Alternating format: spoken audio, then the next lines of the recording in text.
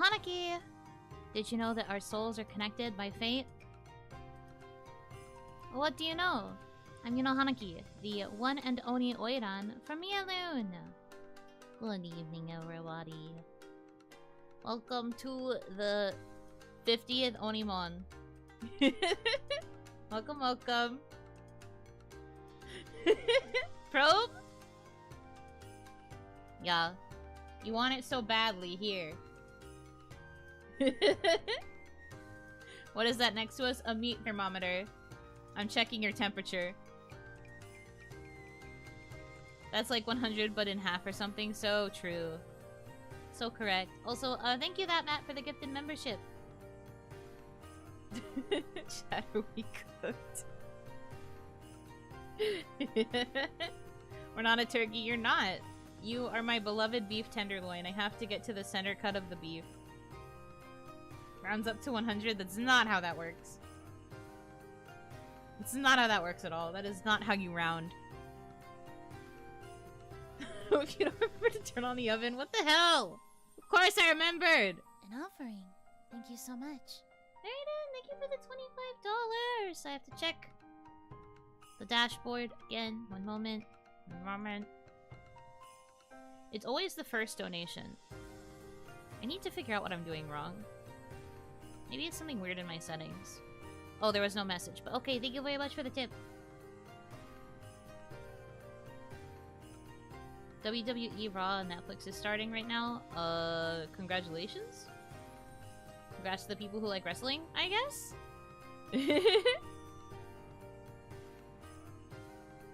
We have become the Beef Wellington. Yep, you have. You are a Beef Wellington now.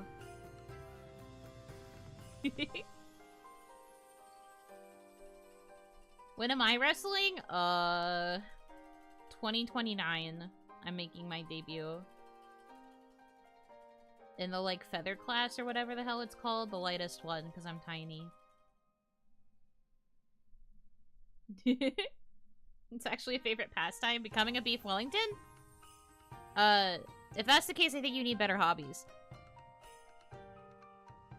You might need better hobbies, if so. 2029.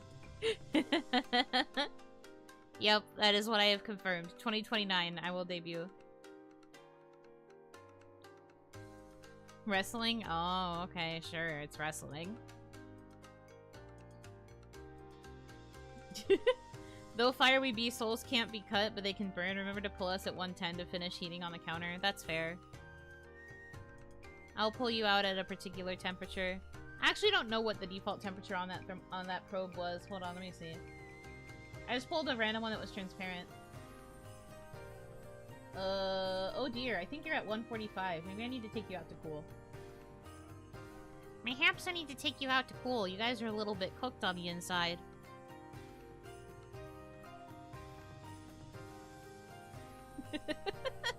Don't talk about your juices! It is way too early in this stream for you to be talking about that. Not that I really know what to talk about, but I'd rather we not talk about that in the year of our Lord.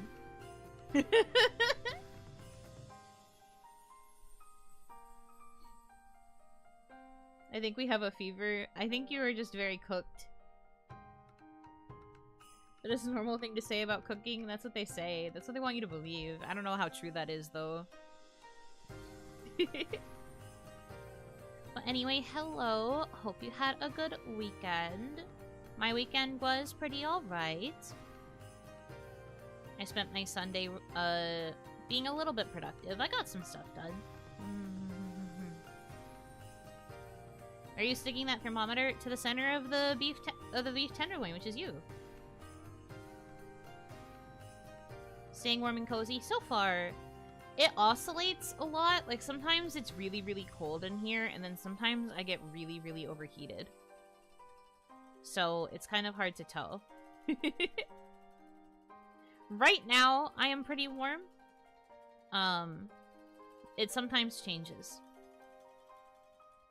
Did your voice actually die after stream that one night? No. Maybe Oni Lights guide you back to me.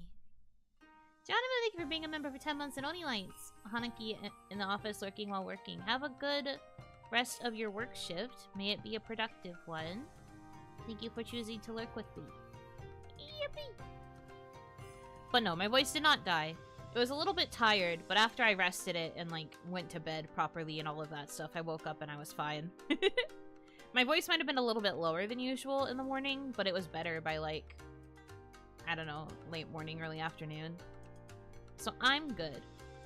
I am trying to be mindful, though, because there are going to be several streams this week where I do things that are otome related, and that might kill me. Did you bring out the blanket coat thingy? Yes, I'm wearing it right now. I'm wearing it right now, so that might be why I am warm. My voice died instead. I don't know how, but yeah, yesterday sucked. Oh no! I'm sorry you got laryngitis. Well, at least I hope it's just laryngitis and it didn't also come with a cold. If it's laryngitis, it's a bit easier to cure because all you have to do is, like, hang out and not speak. But if it's tied to something else, like an actual illness, it's truly over. I am sorry to hear that. I hope you feel better soon. Having a dead voice sucks. For, like, most people it does because we, you know, we yap so much in our everyday lives, but particularly with me, since I also yap as, like, a core part of my career, it does kind of suck when I can't talk. Because then I literally can't do anything.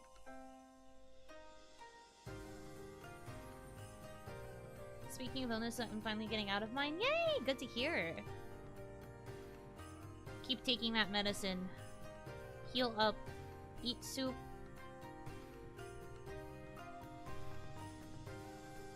Feeling okay now? That's good. That is good, at least. May you continue to recover swiftly. You know, just mimes her way to stream. Yeah, I just have to, I play charades with my model. That is how I have to get through it, basically. But yeah, I feel you guys. I've been trying to fight off any sort of potential illness since the year has started, but it's been hard. Because it's snowing so much at Onigashima, and I am snowed in, and it gets so cold, and it sucks. Just 2 hours of Yuno wiggles? Yup, you have to try and interpret what every wiggle means. Taking vitamin C? Kind of. I am using a few different vegetables to supplement vitamin C, because I am not really good with oranges, as you are aware. I'll trade you snow for the beach, please. Literally, please. Please. I will give you all of the snow you want if it means I get the beach. Let me in. Let me in! I want to be warm so bad. I want to be somewhere tropical. It's so cold. You feeling sick? No, I'm okay. I think I'm trying to fight it off as best as I can. I'm doing... I'm basically trying to, like, eat a lot of soup and stay warm and get more rest. If anything, I think the only way I'm feeling kind of sick is that my headaches have gotten more frequent again. I don't really know why. My headaches are, like, super frequent now, and it's a little bit worrying. Like, I had headaches. I had headaches for a lot of yesterday, and then I had, a headache earlier today, like, really early, so I had to take a nap early. And then I napped for a while, and I was like, that's concerning. And then... and then, like, after dinner, I still had a headache, and I was like, I hope this isn't a sign of something. But I took medicine, and, it feels like the headache is starting to go away now. Kind of. But at the very least, it's, like, numb, so I'll be able to get through stream. Should the medicine wear off during this Zatsu, I will probably have to cut off the stream whenever it comes back so that I can go rest.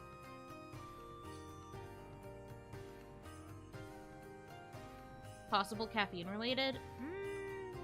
Maybe? I don't think so, though. I'm not, like, addicted to caffeine like the average person. I do like coffee, and I was drinking coffee for quite a bit for a little while, but it's not... It's never been a case where I get, like, caffeine headaches. And I had soda yesterday, which should have done something for the caffeine. But it did not. If anything, it might have caused the headaches. What kind? I had Starry. I had like a soda.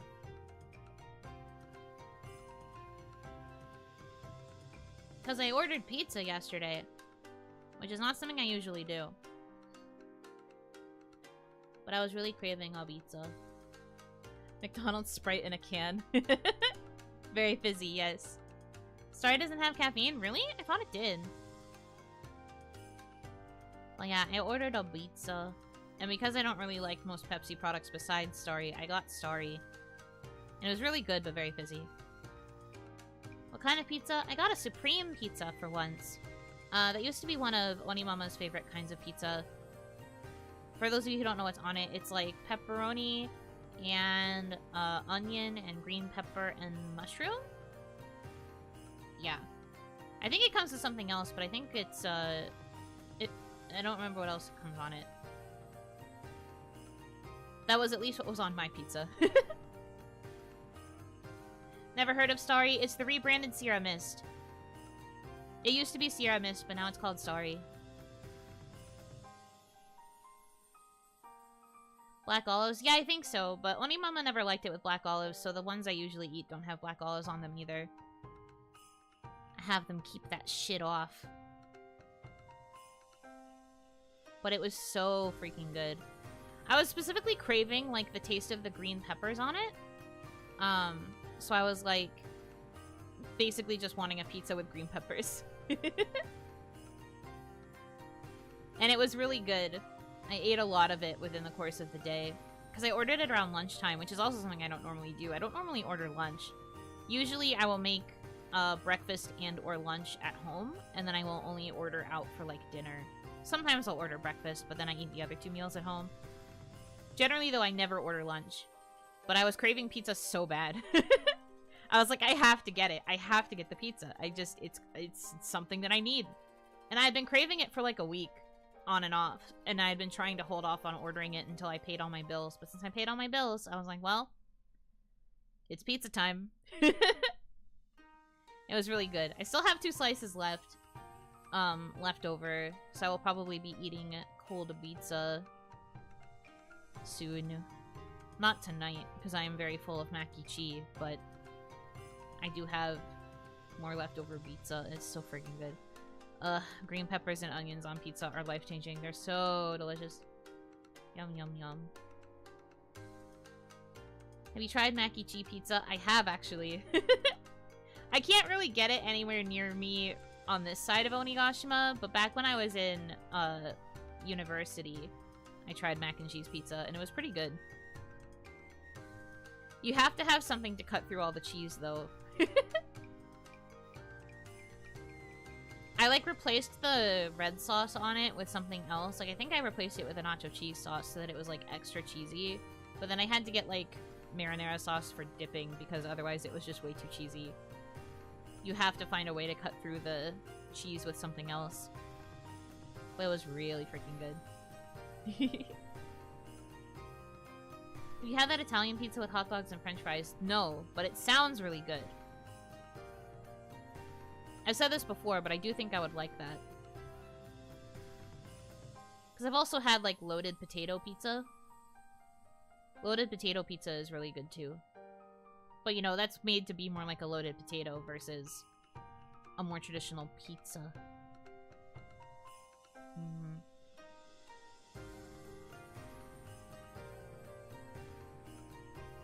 My heart hurts from your mac and cheese pizza story. But it's yummy!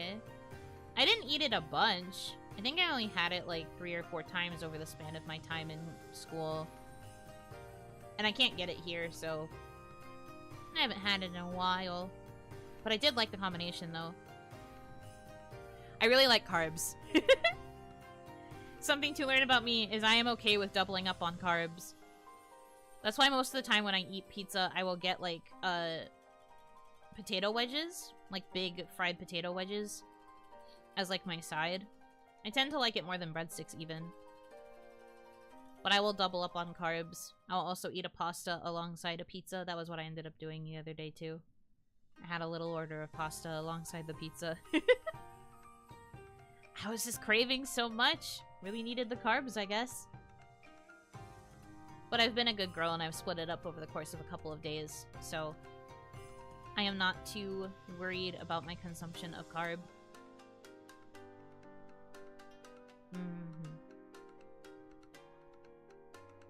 Carbs, yummy!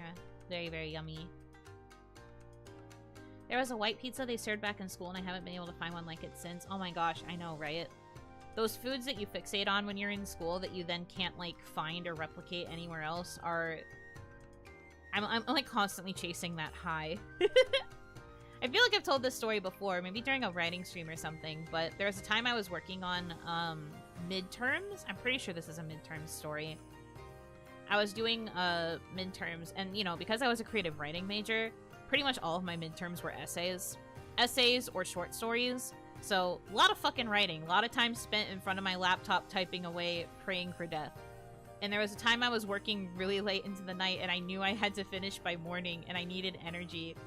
And next to where my apartment was at the time, because this was the year I was staying in one of the studios, there was this place that was known for, like, really good but, like, also very, like, disgustingly crafted burgers and fries. It's like one of those, like, greasy restaurants. You know the ones. But that's where the best food always is. And it was like 1 or 2 in the morning when I went down there, which they're probably used to because it's literally right next to campus. But I went and I ordered, like, this bucket of cheese fries and this, what was it? A hot fudge sundae milkshake? I think it was hot fudge. I don't remember which one I was fixated on at the time. I switched back and forth between a lot of the different flavors. It might have been the hot fudge marshmallow, actually. Yeah, I think it was the hot fudge marshmallow.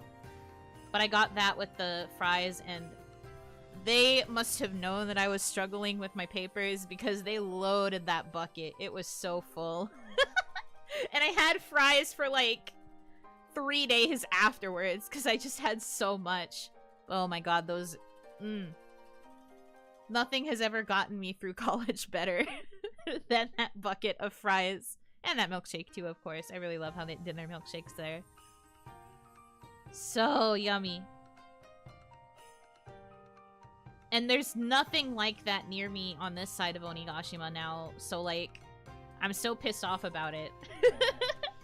It's just like, I want it so bad, but there's no other place that does it like that one.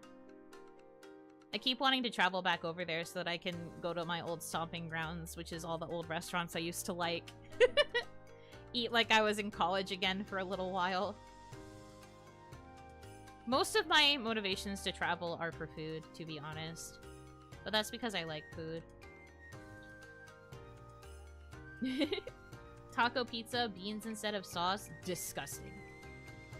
Absolutely not. I'm glad you loved it. That sounds great for you. I can't. Beans instead of sauce sounds like a crime. No. Not for me. No. Back in Sweden, a pizzeria near my dorm was run by a Chilean guy, and we became friends, and he would just know on my window to give me free pizzas. That's so cute! Hell yeah. There's something really good about becoming friends with, like, people that work at a restaurant. Yeah. Oh, knock. Okay, knock on the window. That's fair. I love that kind of story. I had a similar thing in school, too. Not with that restaurant with the fries, but the Starbucks that was near my campus got to a point where the minute I came in, they knew exactly what kind of coffee to make for me. Half the time, by the time I made it to the register, they'd be like, we've already started your drink. As soon as you pay for it, you can have it. I'd be like, thank you. I think it was also because I was one of the more chill customers, probably. First name basis, yeah, they wouldn't even bother to write Yuno on the cup anymore. They knew who I was, so the minute I paid, I would just instantly be able to get my cup and leave. It was always so good every single time. They'd even remember the pastries I like to order. So everything would be ready by the time I was finished paying, and I could just dip. Because they knew the same time I'd come in every day, too. It's crazy. Uno on the cup? No! They would try to spell my name right. There were times they'd spell it wrong, though. I'd get a couple Yunas. I'd get a couple, Unis. There was one time it did start with a completely different letter. I think they did like EU instead of YU. And I was like, the European spelling. That was interesting. Yeah, Yuno. Yeah. It happens a lot. My favorite is when they just give up and put whatever on the cup. I've never had a time where they just put whatever. It's just that sometimes they just don't even bother to either ask me how to spell my name, or they'll just spell it however they think on the cup. You would think that Yuno would be an easy name to spell, but it's fair. There's so many people out there who have a name, but then they choose to spell it in like one of those really extra ways. Not to judge how people have their names or how their names are spelled, but sometimes it's just crazy. Someone once gave up on and just put on my cup, man. That's so funny.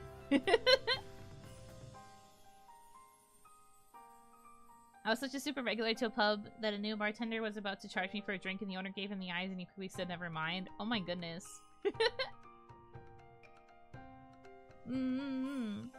That's fun too. Extra ways like Feline. No! Do not make fun of how she spells her name. It is cute and clever and I like her. Also, you forgot the E at the end. Spell her name right.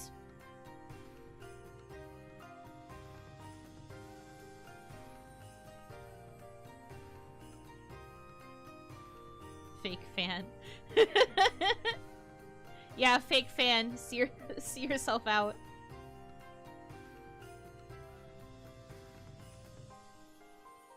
Feline Lared.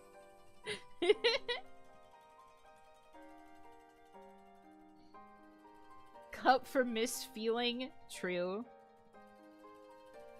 They would definitely say that, I feel.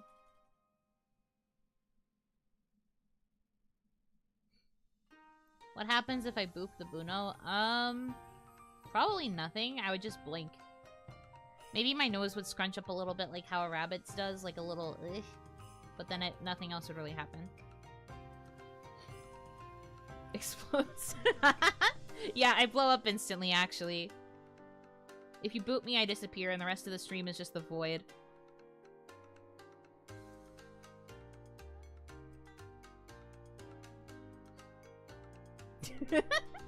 My favorite was a story I heard where the guy said my name is spelled Mark with a C, and they wrote Kark on the cup. I love stupid things like that. For science, then? Oh no. Kablamo. Alright, well, this is the stream now. No more model, only void. No one's here. Nothing's happening.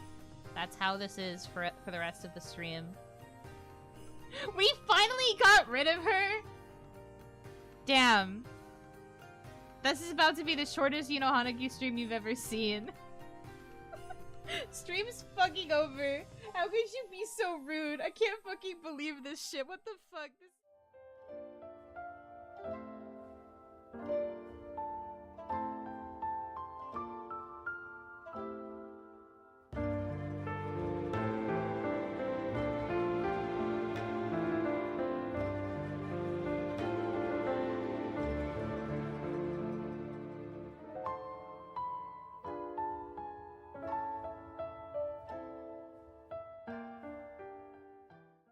In my own fucking stream, how dare you? I can't believe first you blow me up and then you say that you're happy to get rid of me and then you say you're gonna go get pizza.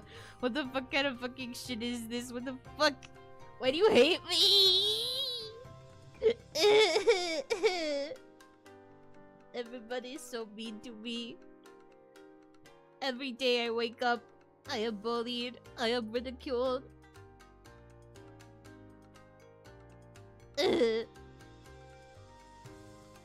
At least you aren't in any container. Yeah, because I don't fit in any containers. The only one who fits in there is Puntable, and she's not here.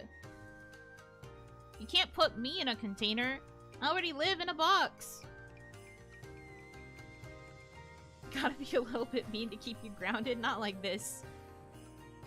Not like this, man. So freaking rude.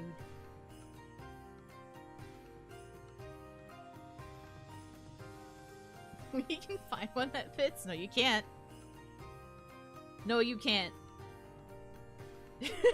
Oh my god, all coffins are containers. They are, they're body containers. Isn't that crazy? You never really think about that. We can cut the tips of the pizzas, you can have some. So you're feeding me crumbs? Ever seen one of those really big metal drums? Well, you can't put me in there, you already blew me up. There's no body to store inside of a container. There's nothing to put in there! So what then? What then? There's nothing!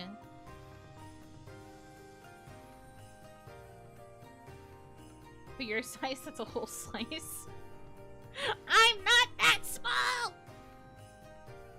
Baby rage. We put your thoughts in there? We only have the idea of Yuno. Schrodinger's Yuno. You try to put something in the container and you can hear Yuno's voice coming out, but if you were to actually open it, there wouldn't be anything inside. Or would there be? Time to become a box streamer, I fear. Schrodinger's Yuno.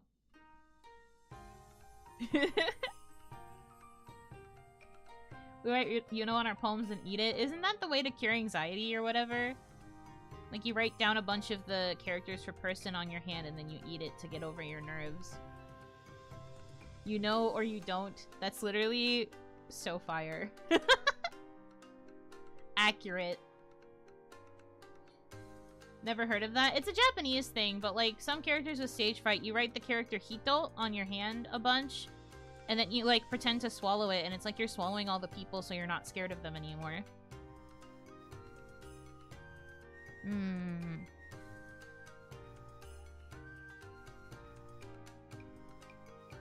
So I guess for you guys, it's just swallowing a bunch of Yunos. So more... No! The idea of the people. The metaphor of person. The metaphor. It's a metaphor.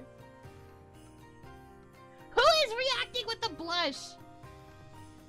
Alright. Alright. Nothing gives me more courage than war. You sure you want to leave that on the internet forever? You sure you want to leave that on the internet? Are you sure about that? I think we need to put you in the drum, actually. No! I do not wish to go in the drum. Screenshotting that? Let's fucking go. Get clowned. Yeah, joke in quotes.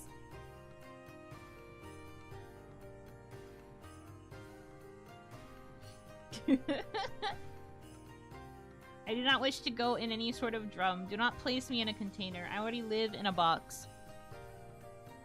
I require,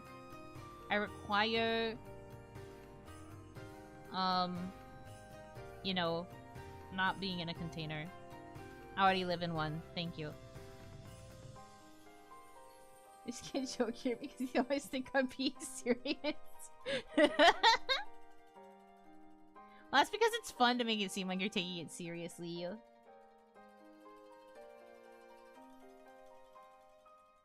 Heh. If everything I say gets interpreted as true. Our house is not containers. Not in the same traditional sense, I guess. I guess so. How do you revive Yuno? I don't know. I never thought that I would be blowed up, but unfortunately we live in a society.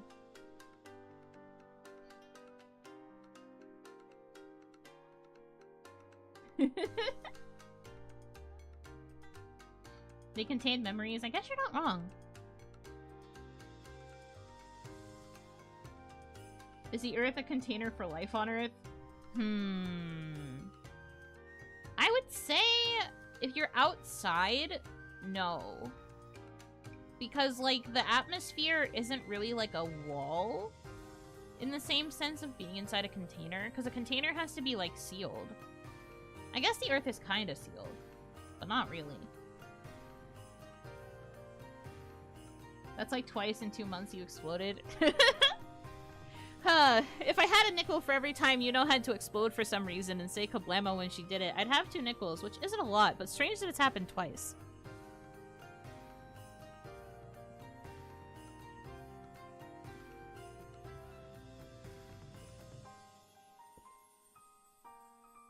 Ozone layer seals us? I guess so. Help, my Oni keeps exploding. Going on to Reddit, what do you do when Oni exploded? I guess she can't play Bustapole, so she exploded. No! No, wait! No! No, please! Spraying 20 bottles worth of hairspray? No! Don't destroy the ozone layer!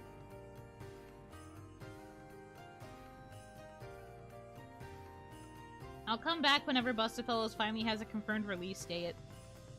They still don't fucking have one, by the way. They keep tweeting about how it's coming back, or about how, like, it's gonna be returning soon, and I'm just like, brother, you can't say that. You haven't confirmed the release date. What do you mean? Also, I might have... I might have actually made it so I can't drag my model back onto the screen. I think I hit it too far down. I don't actually see it anymore. Where the fuck did I go? Guys! Guys, I didn't think it was possible. I didn't think I could actually fling myself that far off the screen. I didn't think that was possible! Uh-oh. I'm gone forever. I'm gone forever. That's crazy. Oh no. It's okay. I'm pretty sure if I reload, it'll be fine. I think if I just reload the model, it'll be okay. But the thought that it's gone is very fucking funny.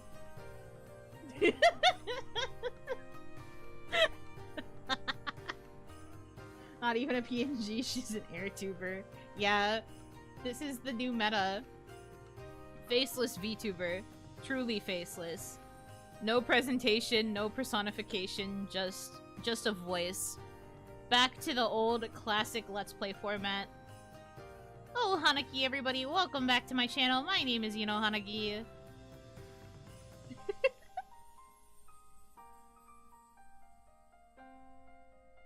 Back to no webcam Let's Plays. Exactly! She's a Damadachi now.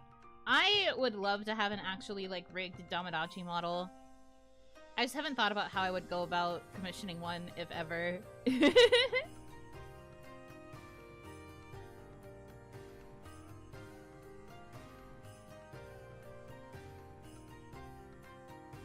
There probably wouldn't be too many actual toggles on it, because I think the focus would be on being able to switch colors to match whatever... Damadachi you are. Alright, here, let me see if I can... Oh, there I was. You can see me go off screen for a second. I was down there. I don't know how that happened. Anyway, hi. I'm back. I fixed it. I unexploded.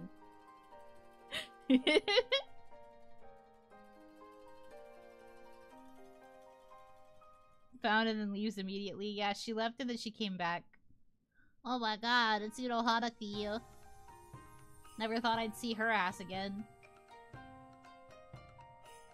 At least one toggle should be you squeezing the life out of us. I'd have to appear for that toggle specifically and then squish you. I think what you're talking about would be if I made it so that it was like my arms holding a Damadachi. And then there would have to be like certain motions that could be rigged in so that it was like I was squeezing you. It's just you don't get lost again, get in. No! I refuse. You can't put me in there. I don't know what you mean I haven't seen her as. It's an Why are you guys taking this shit literally? Can't say anything around here. Can't say nothing.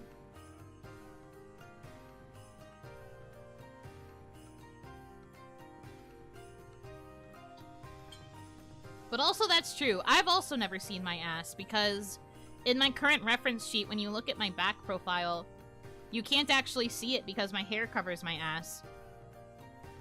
How big do you think it is?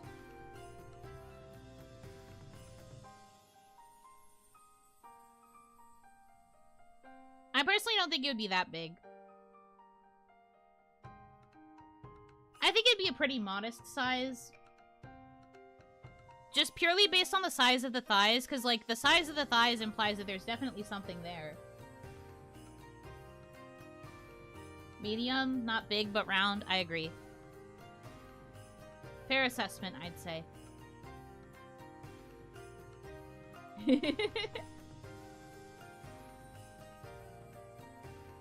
We could see it if we get to $27.50 by the end of the month on sponsor. Oh, so you'd want an ass shot? With the spicy? That's fair. Cake boss cake? I don't think it would be cake boss cake. But I could see it maybe being like a 3-tier cake, give or take. Like a modest cake, average cake. We know that the real meat of the situation is the thighs and the top part anyways. So we can pretend balancing on the Geta must have strengthened those glutes. We don't have to pretend. That's factual information. Walking and balancing on the Geta definitely improved my posture and thus improved the strength of my glutes. The real center of the meat. The real thing is further up above the eyes. Like my freaking forehead, right? Why you guys like this? Why are you like this? Is it Yuno or is it cake? Cut to find out. I hope I'm not cake. I don't really like cake all that much. I hope I'm actually a person. I would like to be a Yuno instead of a cake.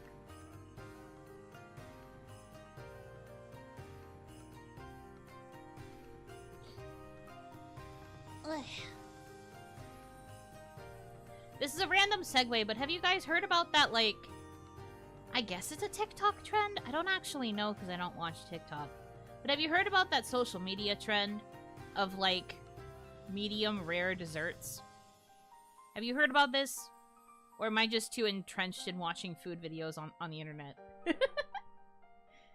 This sounds like a random segue, but I promise it's vaguely related. I'm sorry, what? Okay, uh-oh. Okay. Ah, shit, how do I explain this? There are too many people saying no. Okay, so basically the idea is medium rare desserts because of, like, people who... Oh god, I have to explain this. Okay. So I first saw it because I was watching a Future Canoe video, but then I heard that he saw it from, like, a bunch of other, like, videos on the internet. So I have to assume that it's real. But it's basically the idea of, like, just barely cooking your desserts so that they are not raw, but then the inside is really, really gooey and, like, still basically dough. It's, like, hot dough. Usually it's for pastries, but it's medium rare in that, like, the outside is cooked, but then you cut into the inside and it's, like, gooey and practically still dough. And it's considered medium rare. Like, you made your dessert medium rare instead of fully baking it. And, basically, I think that's the only way I would be able to eat cake. Because I also really like cake batter, but I don't really care for baked cake. I pictured a cookie like that and now I need it. Yeah, like medium rare cookies is like a cookie that's just baked enough that it's not raw, but the inside is still really gooey. Like super, super gooey. Practically unbaked, but not quite. It's like the sweet spot of like it's baked, but it's still incredibly mushy on the inside and like super moist. Yeah. I'd rather have baked things. I can picture my stomach going on strike if I try that. Understandable. But, like, I would try it at least once just to see if it's as good as it sounds. Because I could definitely see myself enjoying that for, like, cinnamon rolls, too. I love underbaked cinnamon rolls. Very yummy.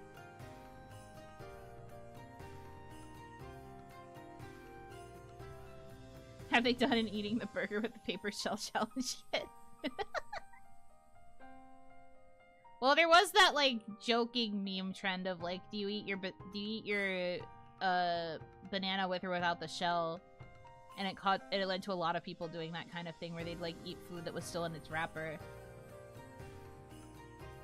I bet these thoughts are what causes headaches. I actually don't feel the symptoms of my headache right now. So, if anything, the thought of an underbaked cookie and or cinnamon roll is actually curing me. So maybe that is something that needs to be studied about my brain. I'm basically cured now.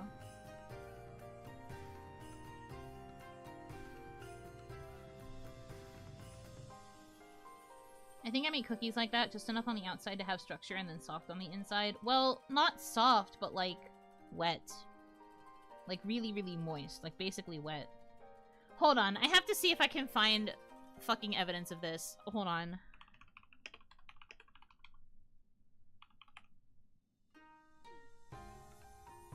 I'm going to find what I am talking about.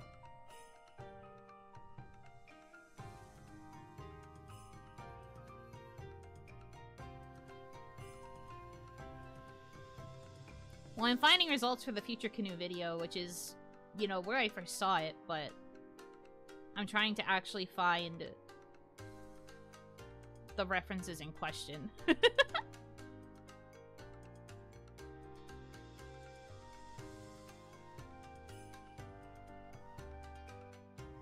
There's a whole restaurant dedicated to this? That's crazy. I think this is a medium rare carrot cake.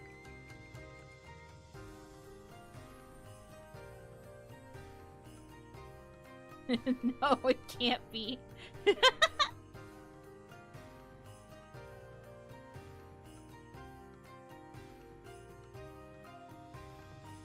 I remember seeing Future Canoe's video on it, but I usually skip his dessert vids. That's fair. Understandable. I tend to watch as many of them as I can, but I have a small attention span, and a lot of my videos I watch, like, whilst I'm grinding in video games, so I'm not always paying the most attention.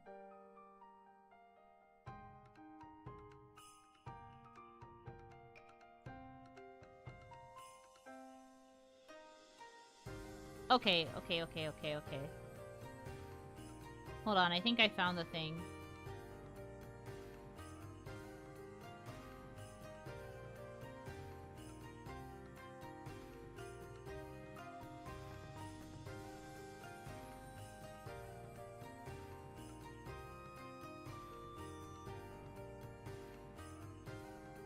They must have waivers just to look at the menu. No, I double-checked, and medium rare I think is meant to be a steak restaurant. They just also serve desserts. But I don't know if they serve desserts medium rare. I must learn.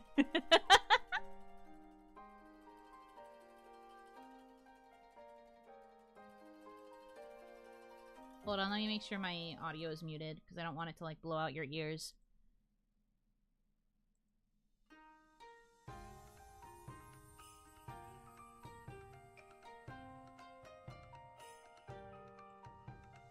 Okay. I think this is it. God, I have not opened TikTok in a million bajillion trillion years, so my page looks crazy. Hold on. Stop autoplay! I hate TikTok, to be honest with you. The only time I hear about TikTok trends is from YouTube videos that I watch. I do not actually use this freaking site. I have one for my Yuno Hanaki activities, but I really don't use it, like, at all. I don't know if I ever will. Perhaps in the future, but I'm gonna scream. Literally anytime you breathe on the browser, it autoplays the video. That's so annoying.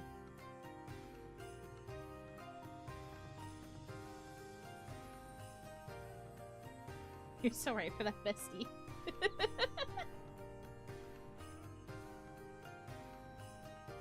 I don't necessarily want the website to get banned. If people like it, they're allowed to use it. Me personally, I don't like it, so I don't use it. Usually. But like, if other people want to use it, I won't necessarily judge you. That's none of my business.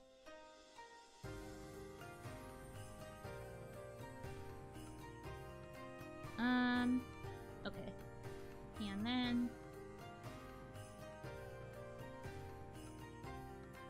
Oh no, you can see the people I follow. It's like 6 accounts. Anyway.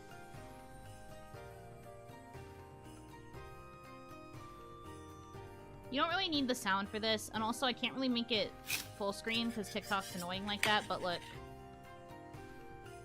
You see? This. This is what it means to be medium rare. Look at that goop! It's so wet! That's what I want. Bro, it's still mooing.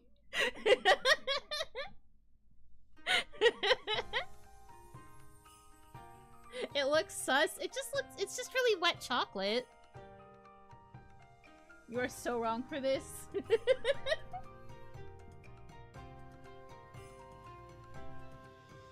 That cookie looks good just out of the oven. See? You get it. You get it.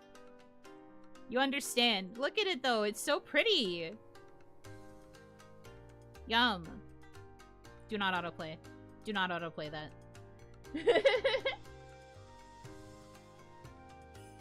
I need 2 to make an ice cream sandwich out of it. Oh, you know what? You're cooking. You're onto something with that. You're onto something. I can see that. Is that a cookie made from Hanzo? I don't know. I can see it as less weird than what I thought. Well, in the Future Canoe video, he like over-exaggerated and then made it like super, super raw. Like he was basically drinking batter. He was like sous videing the batter that he was making for all the desserts and just was like treating that as if it was cooked. So it was like only barely cooked. And I don't think that's what medium rare means. That's more like rare. I think that's closer to a rare dessert. But I feel like medium rare is like, it's cooked, but it's like super goopy on the inside. And I, for one, love me some sweet battery goop when it comes to pastries. So, back to my original point for bringing this up, I'd probably fuck up a medium rare cake. But I don't know if I really care that much for, like, full-on cake. I really don't. It has to be, like, small size in order for me to tolerate a cake. Beyond super rare is epic, legendary, and mythical. Yeah, exactly, you get it. I would love a mythical rare dessert. What would it mean? Medium rare ice cream is just a milkshake. This is true. Or like a really sweet cream.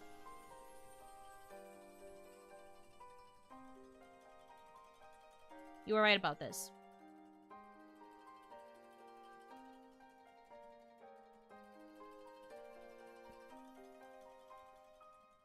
But no, I've been thinking about that ever since I saw that video and I realized that I might actually like medium rare desserts.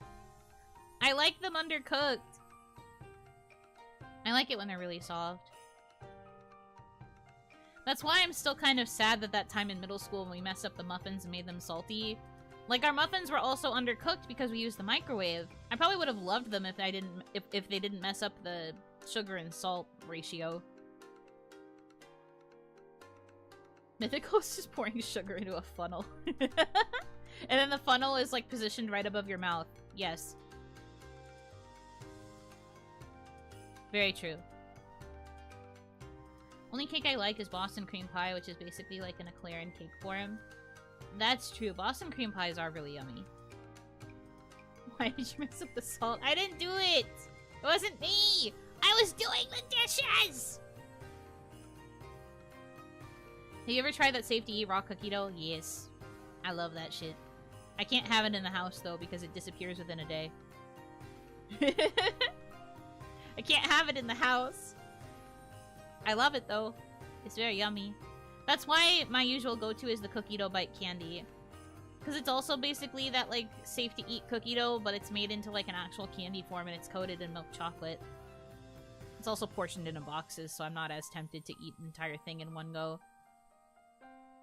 That's my go-to snack with popcorn whenever I am watching videos, or, well, watching movies, I should say, or anime. People don't usually funnel sugar into their mouth. Not usually. I feel like that is indeed a rare occurrence.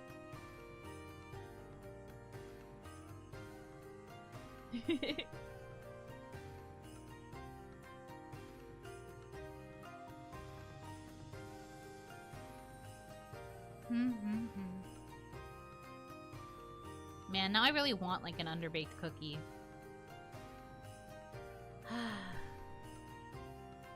I will resist my temptation.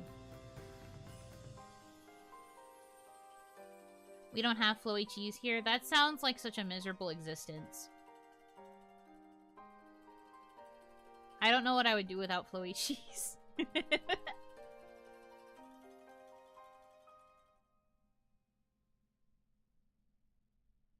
I don't shotgun Mountain Dew 2 liters. It's a young man's game.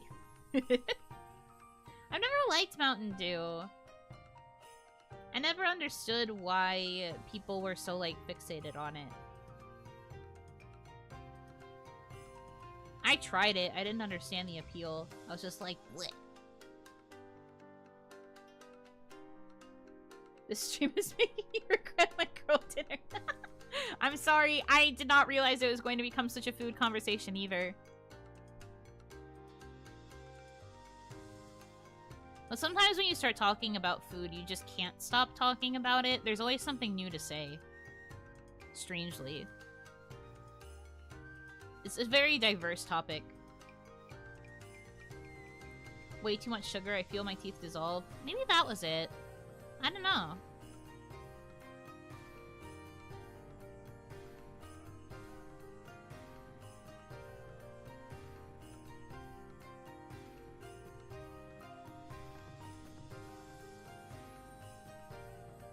Food is always fun to talk about.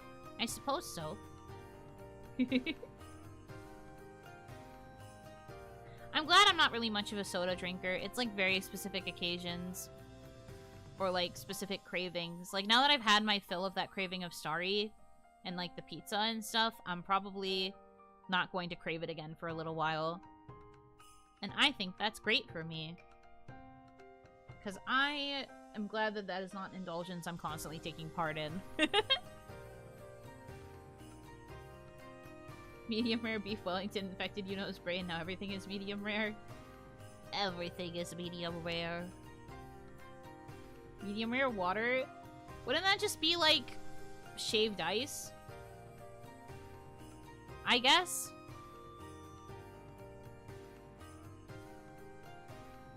Need to go back to not drinking that much soda. I went like 2 years with barely any, but now I'm back. Yeah! Cut out the soda. You don't need it. Partially distilled? Hmm? No, I think it would be slush. It'd more than likely be like slush. Partially untreated. Ugh, I don't know about untreated.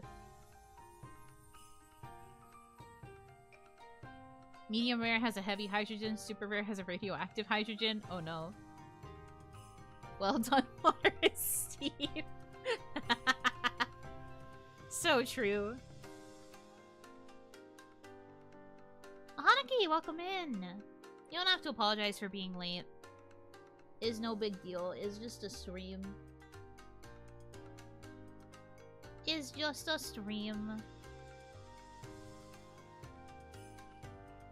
What about that thick water? Oh god. I could never.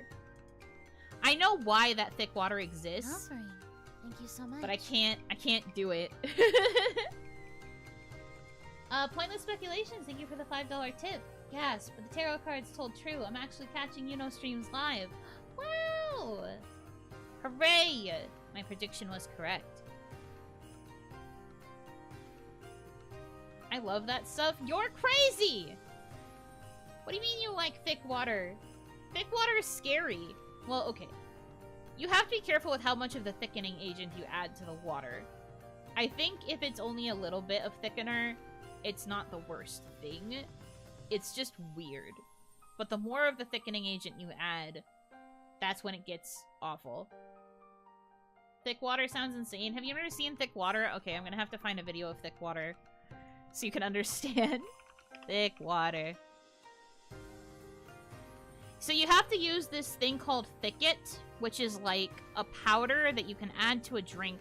So Thicket was originally made for old people to be able to still get like hydration, but they had a hard time swallowing liquids, like it was a bit more of like a choking hazard. It's supposed to be for people who have difficulty swallowing. So that was what it was originally used for, but now people just get Thicket and they thicken random beverages to make it cringe. But like they make it thick so that it's a bit easier to swallow. Let me see if I can find a video.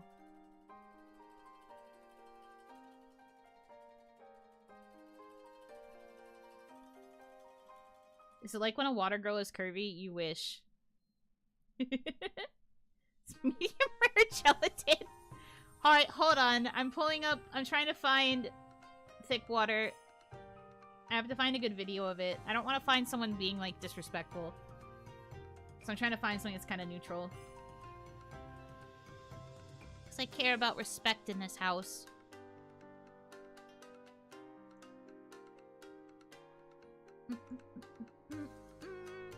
Rather have a slushie? I mean, slushie is a completely different texture from thick water.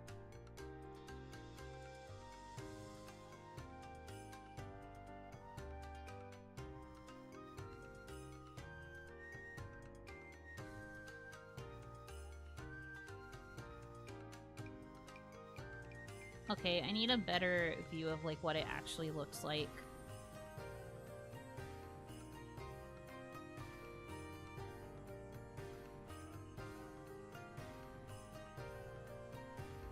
This dude's rolling it like rolled ice cream. Don't like that. Don't like that. Come on! It should not be that hard to just find footage of the frickin' thick water. What?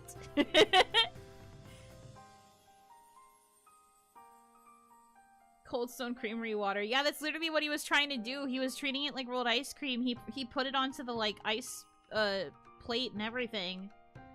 Alright, whatever. I guess I will just use this one. It's not the best example, but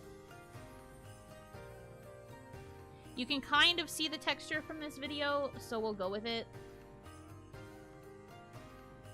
We'll go with it, I guess.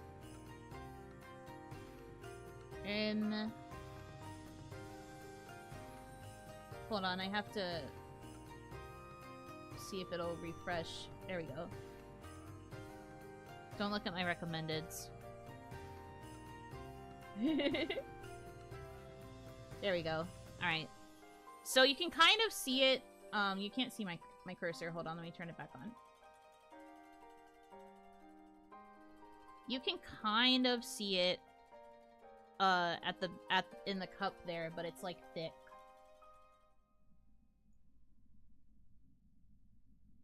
Let me turn the audio back on. Because he talks a little bit about what it's for. Like, he mentions the specific condition. Turn it up a tad. Not by much, though. Who would drink that? I would get sick. Some of you were mad at me that I didn't try the thick water, so here it is. For those of you that don't understand what it's for something called dysphagia, which is when you have difficulty with swallowing. Needless to say, it just tasted like water. Like, it tastes like water, but it's given the texture of syrup. Like, it's very... It's, like, viscous. Imagine if you were having, like, a cough medicine, but it's water. That's basically what it is. And then you can use the actual powder. They sell the powder separately from the actual, like, thick water. So if you wanted to make other things thick, you could. That's what it's for, technically. It's for people with difficulty swallowing, but you can, like, take the powder and you can make other things thick. There was, like, a video I watched forever ago where they used Thicket on, like, a bunch of different beverages to see how it would be impacted. I thought it would be thicker. I think if you poured more of it, it would definitely seem thicker. He only poured a little bit to, like, sample it. But I think if you had, like, a whole cup full, then it would definitely appear really, really thick.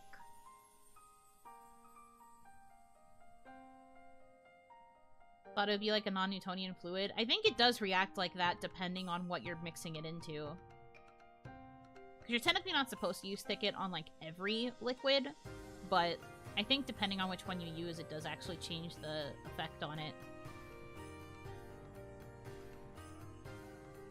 Some people make it to test it and make the mistake of getting gel consistency. Exactly! That's what I was saying with, like, if you use too much of the Thicket powder, you could end up making it extremely thick, and that's where you get the, like, weird jello, non-Newtonian fluid consistency. Because people don't measure it properly, or, like, they try to follow the instructions, but they think it's not thick enough, so then they add, like, way more than is recommended. So it ends up, like, disgustingly thick. That happened in the video I watched. It was, like, these two YouTubers who usually, like, do a lot of kind of testing of that, like, weird stuff, and they wanted to make it weirder. They thought it would be better thicker, so they kept adding the agent, even though it was, like, past the recommended point, even for, like, the more maximum side of the thickness recommendation. And then it just became awful.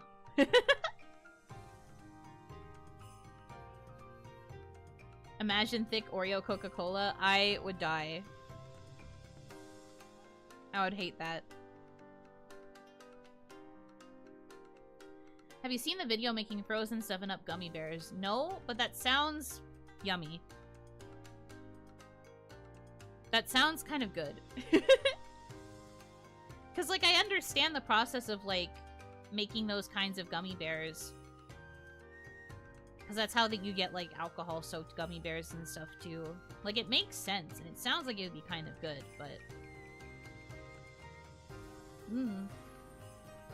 But that's more like actually using gelatin, though. That's more like gelatin sheet usage versus Thicket. I think if you tried to use Thicket for that, it would not work very well frozen. That's just my general thought and opinion. Vodka gummies, my beloved. Vodka gummies. I've never actually had them, but as someone who likes vodka, that sounds like it would be pretty yummy. But I'm not much of a gummy candy enjoyer. I think the only way you'd get me to like it is if it was alcoholic. I'm just a simple girl with a simple appreciation for the drinks, the beverages.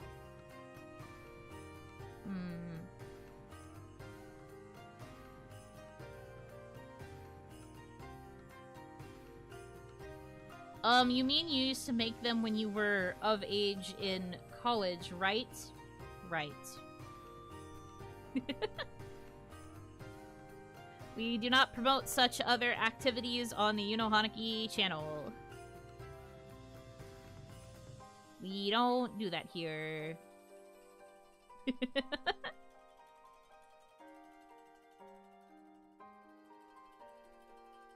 Anyway. Don't add too much vodka, though. It gets weird. Oh, yeah, for sure. Is this a new rule for 2025? It's more like, I feel like if I acknowledge those things out loud, it could cause the VOD to get bonked. I'm just trying to avoid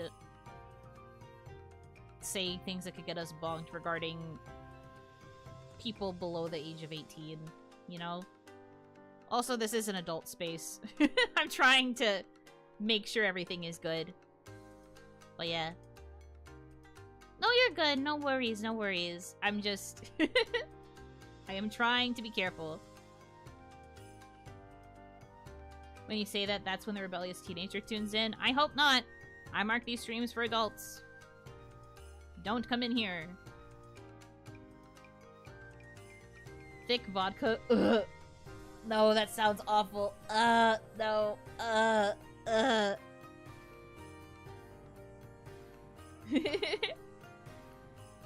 Shouldn't talk about the time I spent in that bank vault. Well, if you did it as an adult, that's different.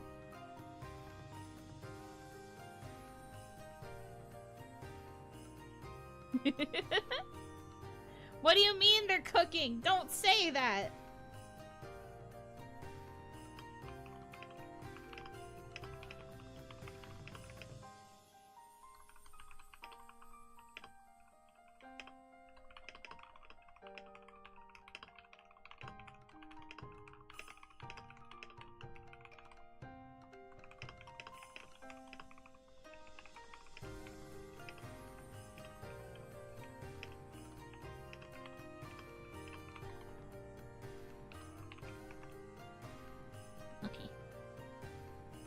Medium rare adult, huh? That's just vodka you leave in the freezer though, but the thicket would be making it like more syrupy. Depending on how much you add, I guess. I can't remember if it acted weird when you put it into things that had alcohol in them. I don't remember if they tested anything with alcohol products. I don't recall. I'm not the best person to ask, I suppose. My ability to remember the videos I watch, especially because they're usually my second monitor content, is pachoo. I remember some things, but not all. That channel in particular is like mega white noise for me, so sometimes I do not even pay attention to what they say.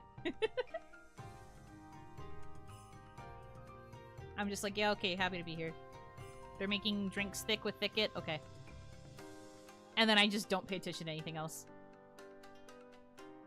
The real fun is the third monitor content. I don't have a third monitor! I only have 2. I don't really see any value in adding another monitor to my setup right now, though. To be honest, the only time I really use anything with, like, the 2 monitor setup is when I'm streaming, or when I am gaming on one monitor and I have videos up on the other. I honestly, like, mostly use my primary monitor. I'm a little bit boring that way.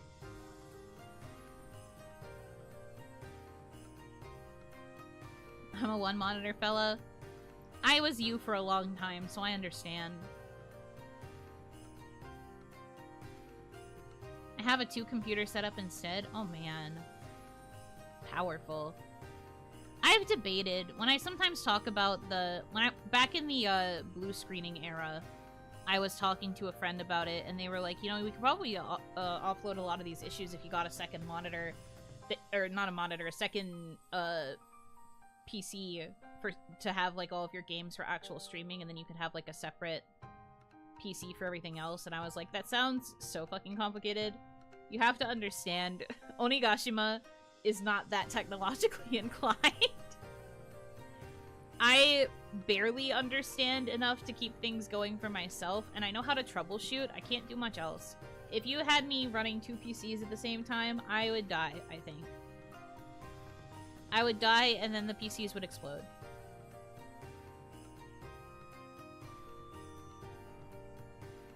So many VTubers don't want to deal with it. It's more like I don't trust myself to do it alone. I would definitely need somebody here who could help me like set it up and understand it. And I don't have that because I am an Oni that lives on their lonesome.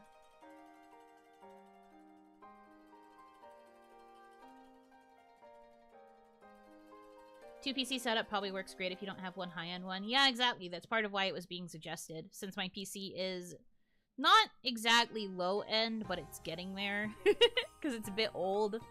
They were saying that if I just got another PC that was, like, moderately good, then we could just do a dual PC setup. But I was like, I don't know how to do all that.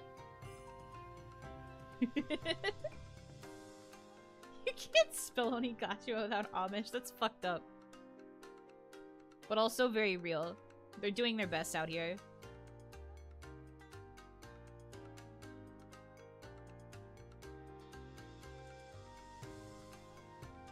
But I mean, if I'm ever in a situation where I have a roommate or somebody in my life who understands technology, maybe I would consider switching to a dual PC setup. Because because I don't think I really need a third monitor or anything.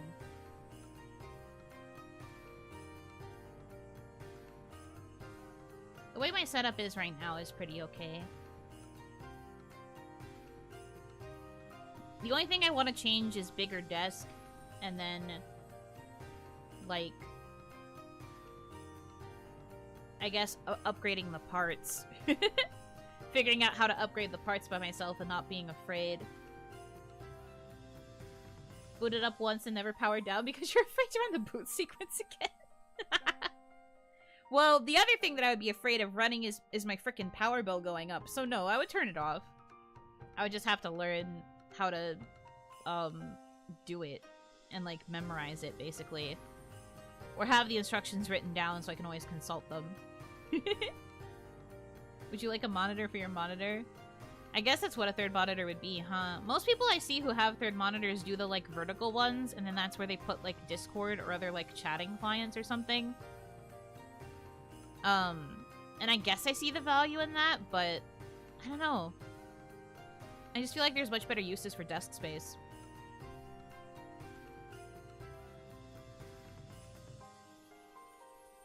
There's a case of the monitor attachment? That's crazy.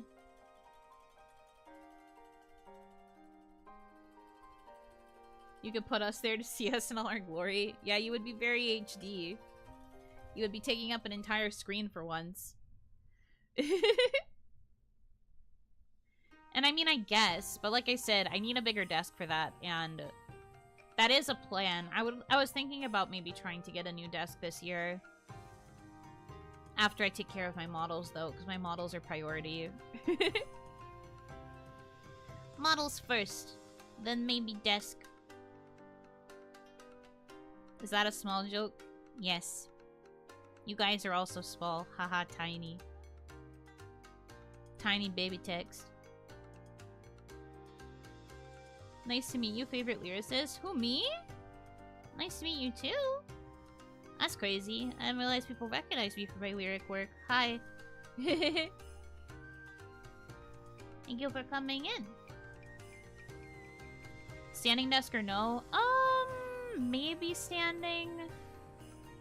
Personally, for me, my bigger desire is more space, so I've always been thinking about L-shape.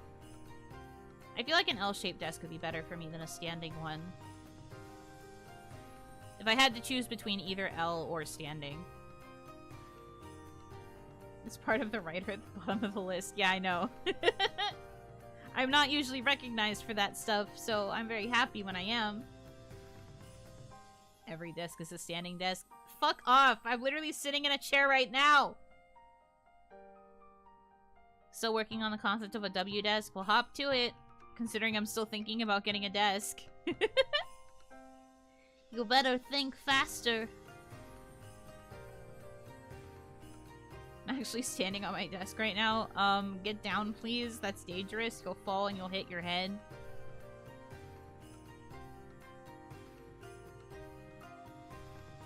Do not hit your head, please. W desk. No, no, no, don't worry. It's an in-joke. It is an inside joke. Hear me out, M desk? I mean, I feel like an M desk might make a little bit more sense shape-wise.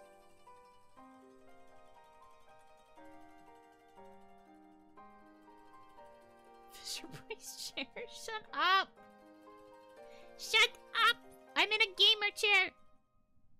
Although I'm thinking about switching this out for a more ergonomic chair.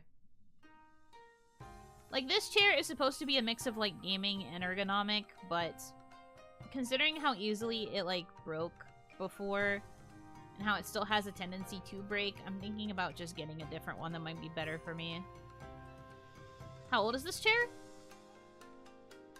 I think I got it in 2021.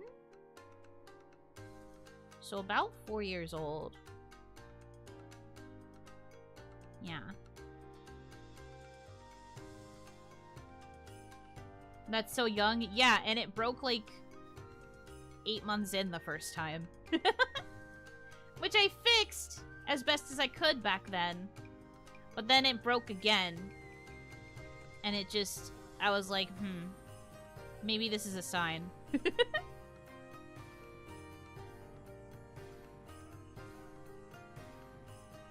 Might be time for a change. That's what I'm thinking.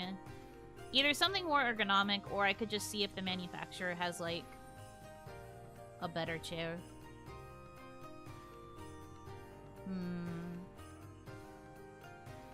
I don't know.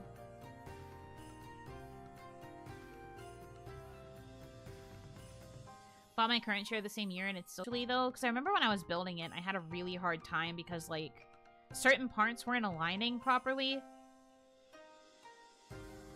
And I was just really stubborn because I was like, surely this is a me issue. So I, like, stubbornly tried to force it. And I think part of me forcing it was, like, why it broke so easily. But, like, when I was trying to put the... You know the part with the wheels? When I was trying to attach that to the bottom of the chair, like, some of the fabric... Because it's a fabric chair. Some of the fabric was, like, over where the hole was supposed to go for the screw. And then, like, no amount of, like, shifting or repositioning was, like, making it so I could get the hole free enough to put the screw in. And it's always that screw that's the first to, like, pop out when the chair breaks. So I'm wondering if, like... I'm wondering if it was just always broken to begin with. And because I was too stubborn to return it or, like, talk to customer service at the time, it ended up just... being broken.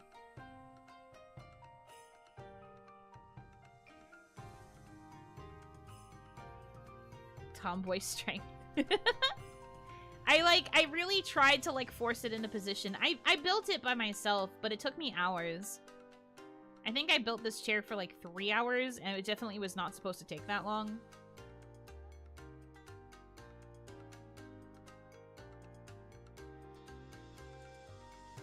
I've had one of those racing chairs and it killed my back. I had an impromptu metal bar across the back to stop it from falling over. 3 hours. Yeah, because I was struggling with that part that wasn't aligning. I had to really force it into place. It was hard. She did without instructions. No, I was following the instructions. It's just that the piece wasn't working. And I don't really have a lot of upper body strength, so it was hard for me to hold it in position. And I was building it alone because OniMama couldn't help me because she was not able. So I was just like, well, guess I'll die.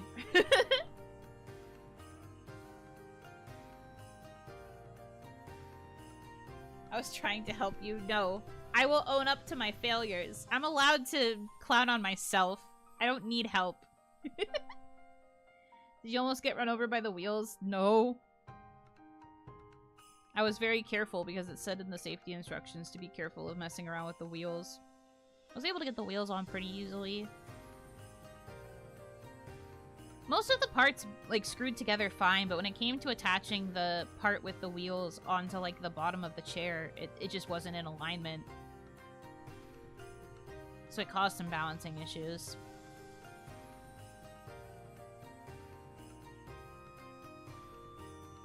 There's also issues with, like, the pedals that are supposed to adjust the, like... I actually don't know what these pedals are supposed to adjust, but that one of the pedal covers keeps, like, popping out from the bottom. Which doesn't make sense to me, because that should have been screwed in very securely. I was just like, why are you popping out? I don't know. But I'm bad at building things, so... It could have just been something I screwed up. It'd be like that. Point is, I've had this chair for like 4-ish years, and like it's still serving me well, but I just worry that it will break again, and I don't know what I will do if it breaks again, because that's like a sign that it's just not fixable, or that I guess maybe it's user error and I've just done something wrong and made it irreparable.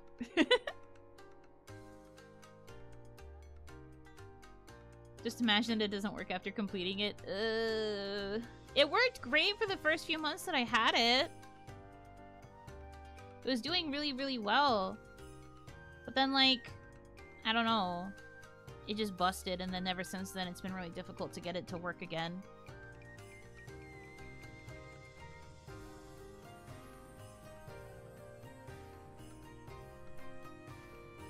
I had a scar on my right finger for a good 15 years from my sister running it over with an office chair. Oh god, ow! Finger between one of those double wheels just flayed it. Ugh.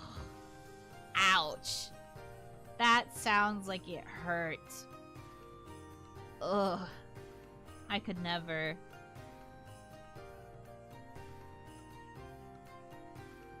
Maybe make friends with someone who works in a trendy office. They're always tossing old chairs. If only. First hand cam stream is you building a chair all the way backseat. You literally would not be allowed to see shit. That would not be usable with just a hand cam setup. You wish.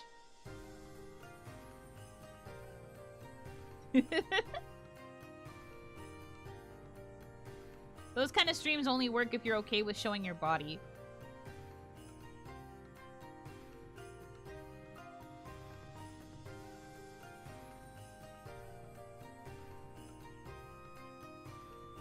No.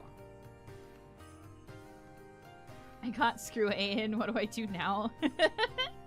I show like a PDF of the instructions and I just make you guys read them to me while I'm off camera building it. During the panini, my company lended me a beautiful steel case chair and it was heaven. Aw, man. That does sound nice. Like, I want a chair that I can be comfy in, but also one that's like... I don't know, practical.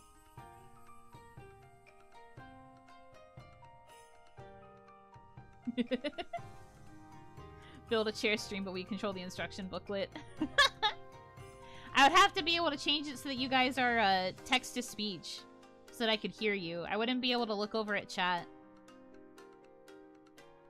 While I'm building.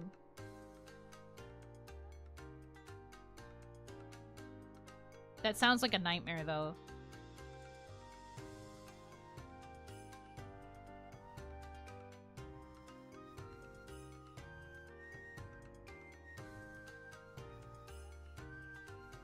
Like that bomb defusing game? Yeah, that's what he said. Keep talking and nobody explodes. That's the name of the game. But that still sounds like a fucking nightmare. I probably would never do it. A nightmare, but also content. Can we build something else that's not something I'd have to use for the rest of my streaming career? Like a chair? That doesn't sound like a normal sound. Oh no.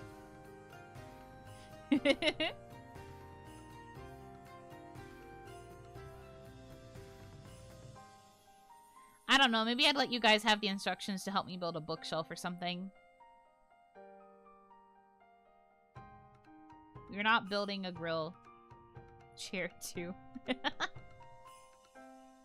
I was going to say a bookshelf so that I had a place to actually put my stuff. I am not letting you guys walk me through building a PC. That expensive? You're funny. One wrong move and that would be wasting like hundreds of dollars. Nah. Lego. Yeah, I don't look at the booklet that the Lego pack actually comes with. I just have all the pieces and I'm like, okay guys, walk me through it. PC building simulator stream. I mean, the simulator is probably fine. I feel like because it has step-by-step guidance, that would be workable. But, comma, me doing that in real life, I don't trust myself. I'm just a little bit too clumsy. I've said this to you guys multiple times. I am not dexterous with my hands. You need to be, like, very careful when it comes to building PCs, and I am scared that my hands would slip. And I would fuck something up.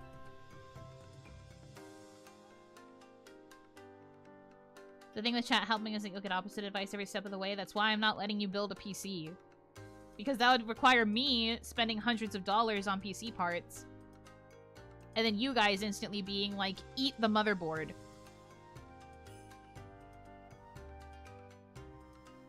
So, like, no.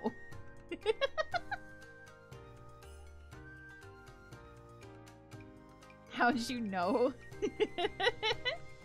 Because I know how you are. Plug it in. Whatever you do, don't plug it in yet. Literally. So you would have to be medium rare first. How about we give you instructions for a cooking recipe? Oh no. I don't have a good setup for doing stuff in my kitchen. I wouldn't be able to drag my PC over there to stream it. We could maybe do that for a Twitter space, I guess.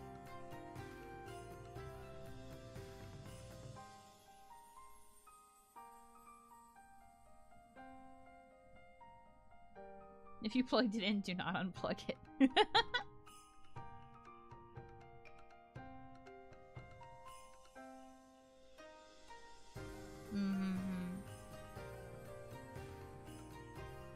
We also tell you to build it in your underwear so you don't conduct static. You're crazy! Good thing we're never doing it, huh? Not gonna see the morning after that. I'll be lucky if I see the afternoon. I'll be lucky if I see the next hour.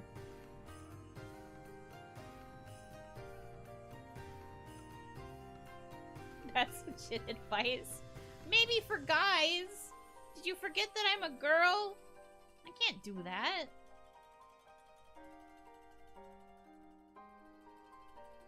That isn't even bad advice. I don't believe you.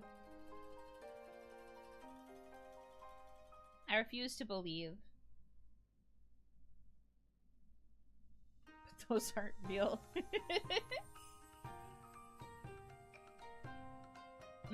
I don't believe you. Dry air this time of year is terrible for this. Wait until summer bikini weather. I don't believe you!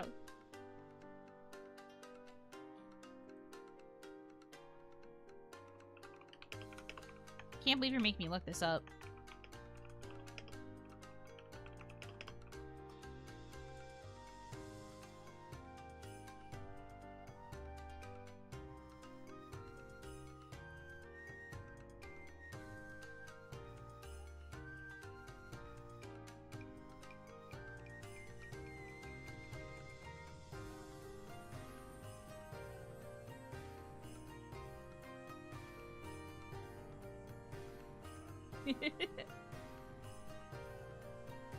The AI went crazy on my search result. It didn't even bother to give me an AI response. It just showed me a result on Reddit where everyone was just like, this static fear needs to die.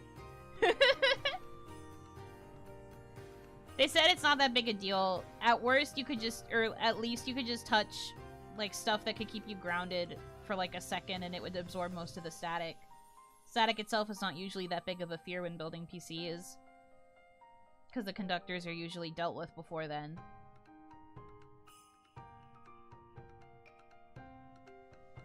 So...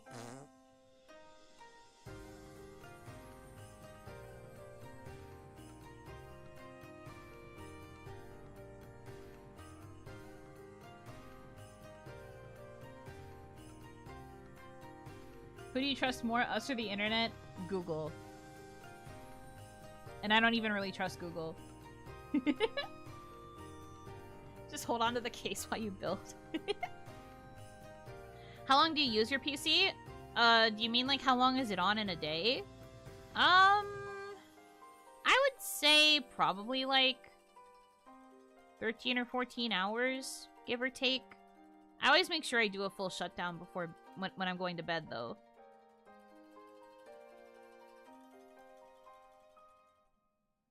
We use less RAM.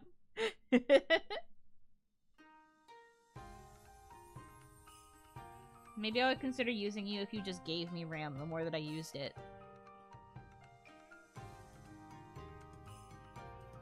Damn, touch grass.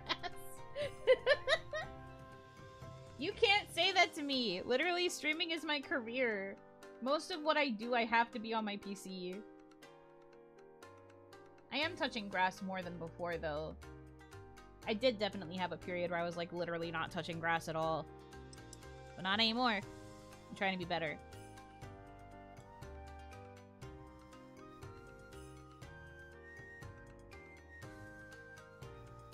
Sally, the grass is frozen now. Also true. I now must stay inside because I do not wish to touch snow. No, I'm not touching snow. I just said. It's too cold out there. I don't want to touch snow.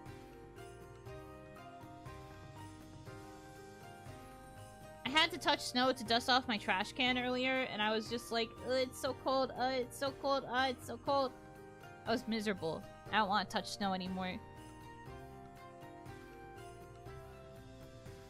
No! If I become Ice Woman, that means I need to have to go outside and die in the cold. Do you really want that for me? All just to get Ice Woman?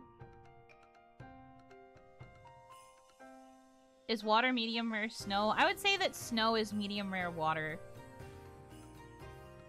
You'd win, you'll become Elsa.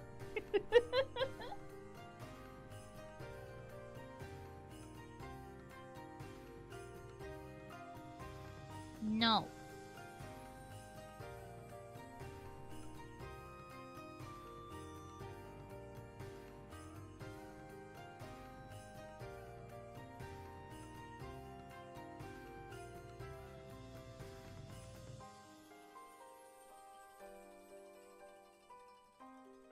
The Ice Buno. I don't know how many of you were even here for that lore.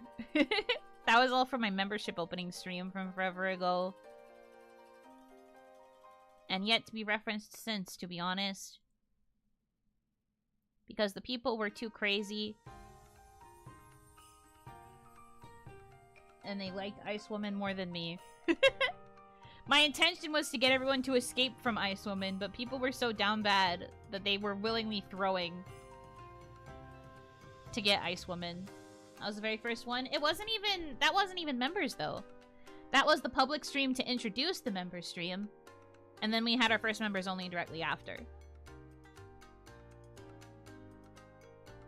Missed that lore by 30 minutes and never went back to look it up. All I know is Ice Woman is bae. Well, Ice Woman was trying to kill everybody.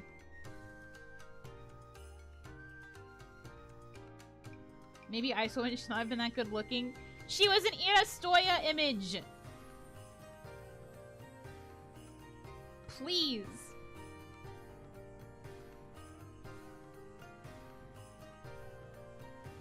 Shaking my dang head.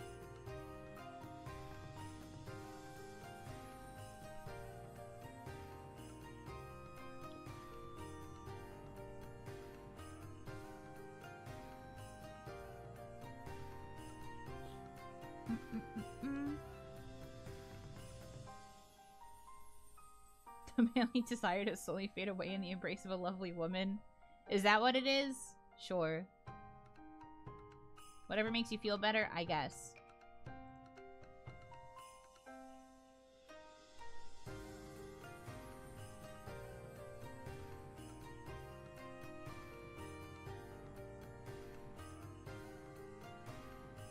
%90 of ancient myth creatures.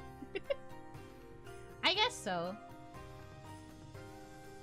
I can think of a couple different myths where that was definitely the case.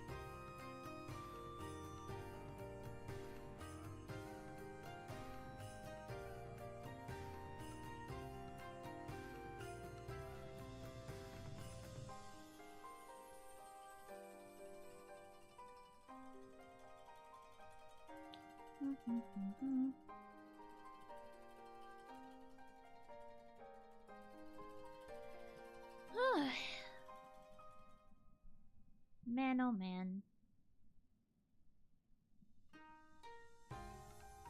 Can you sing?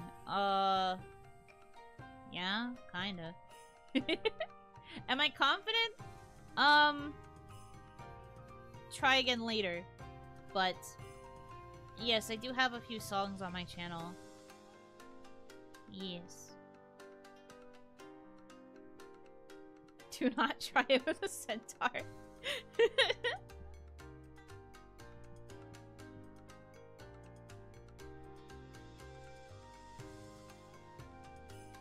Fair, fair.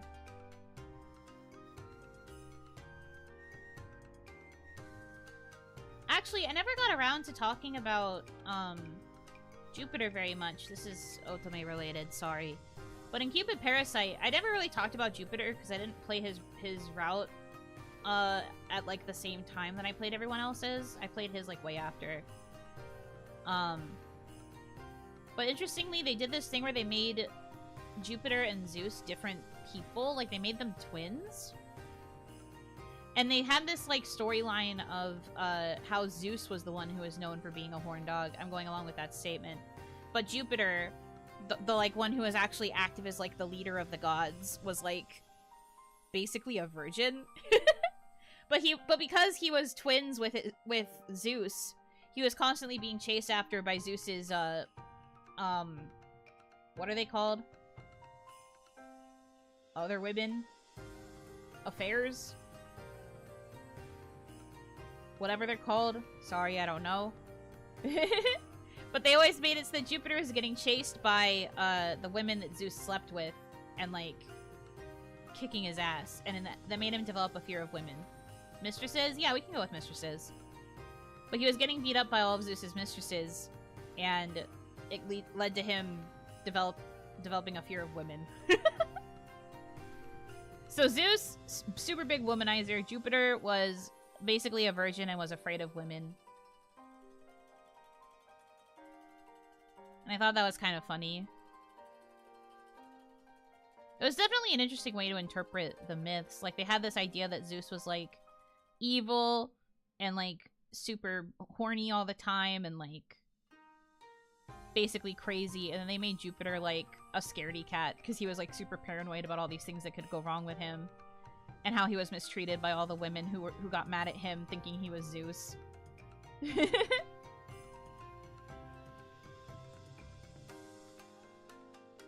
That's his fault for looking like Zeus? Yeah, for real, he should have just changed his face, obviously. That's how that works. Not that far off from actual Zeus. That's what I'm saying, but it was interesting that they made Zeus and Jupiter be two different people. And they also talked about how within, like, the modern understanding, Zeus and Jupiter got conflated as being the same person. But Jupiter was constantly, like, denying things that were said about him that were actually things that Zeus did.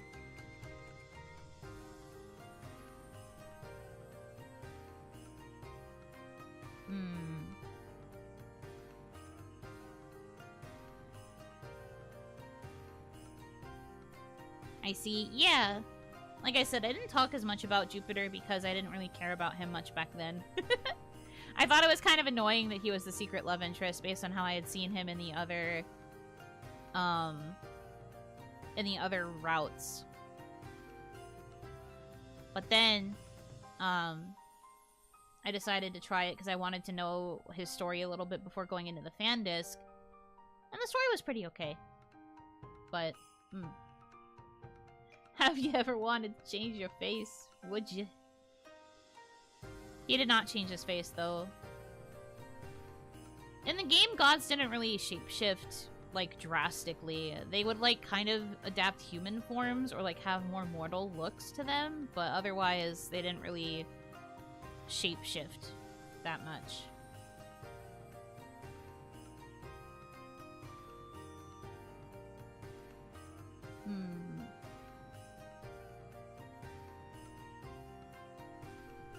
Literally only needed these.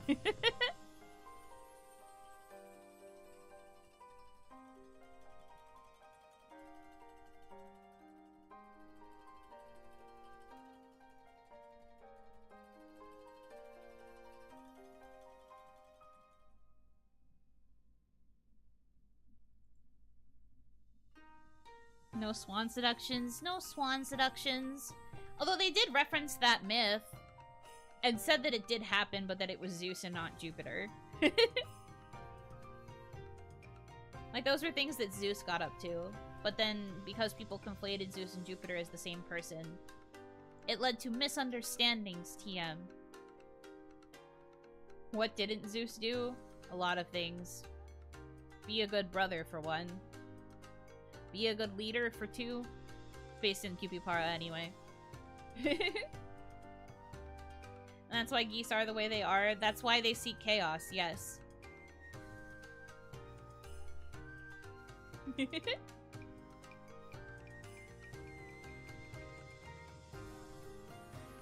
Okay, damn. Well, like I said, I didn't really get to talk about them very much during my Cupipara rambling.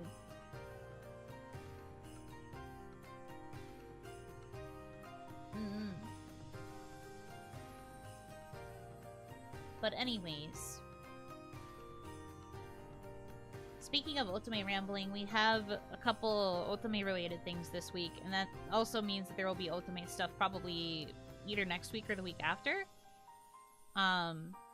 So that I can do a proper deep dive into Color X Malice. And I'm very excited because I'm currently fixating on it very hard right now. I have finished one after story route from the Color Malice fan disc. Working on the second character now. I like it. It's good. It's more plot heavy. It'll be interesting because Amnesia had a little bit of a plot for like a route, but Color X Malice has plot in every single route, and I'm going to have to go through all of it for you to understand the overarching story. So it's gonna be big lore info dump. I might do a loose one that's just like casual character overview, and then I might do a proper deep dive that's more about the lore. For people who don't mind spoilers, I guess. You know, is Otome maxing? I am, right now anyway. Most of my downtime when I'm not working on behind the scenes stuff for like projects and thumbnails and things like that is playing Otome. That's pretty much all I do. It's been very healing for me. You do game rage? I don't know what you mean by that. If you're asking if I rage when I play games, some games I do. But I try to avoid games that like actually stress me out. Because I want gaming to be a relaxing experience. And I don't necessarily want to be stressed out by games. I don't seek out games that are stressful. Or games that are meant to be like challenging and to like piss you off on purpose. I actually want my games to be fun.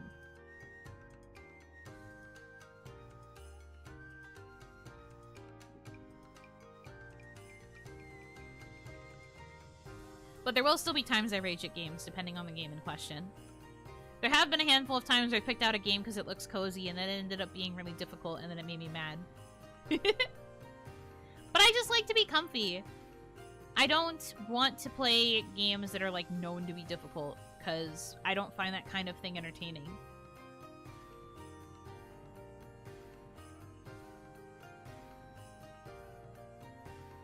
You want it to be like Tetris or something that doesn't require so much thinking? Well, Tetris can still lead to gamer rage.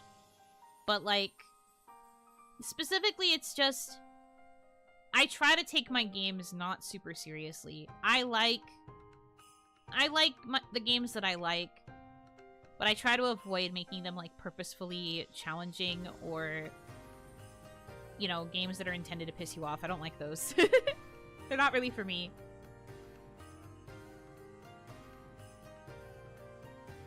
Bows make her rage and fuck-ass hats. True. No Dark Souls or any old school games is what you're saying? I mean, I can play a few old games. I don't mind old school gaming. It's just, like, I want it to be fun. I don't want to play a game that's known for being difficult and, like, for making people angry. But if there's, like, an old game that's, like, I don't know. This is just an example, not saying that I'm ever going to do it, but like, if I ever wanted to play old Legend of Zelda, for example, I would enjoy it more so for the story and for the fact it's a JRPG than for the fact that, like, some people might find it difficult or whatever. I'm also the kind of person where if I play a game, and I do get stuck or whatever, I will just look up a guide. I don't care. Game guides exist for a reason. I don't want to spend 3 hours in one spot. I would rather just look up a guide and then figure out where to go. And then when I felt ready, I would stop looking at the guide and go back to enjoying the game, however. But I am not above using game guides or, like, looking up instructions on how to get through things that frustrate me. Because that's what they're there for. They're there to help. You aren't in there for the feeling of struggling and overcoming? That's not it either. Like, if I feel like I'm challenged and I'm able to get through it, that's one thing. But, like, there's a difference between, oh, this puzzle's a little difficult and it took me like 30 minutes to solve it, but then I did and it felt good.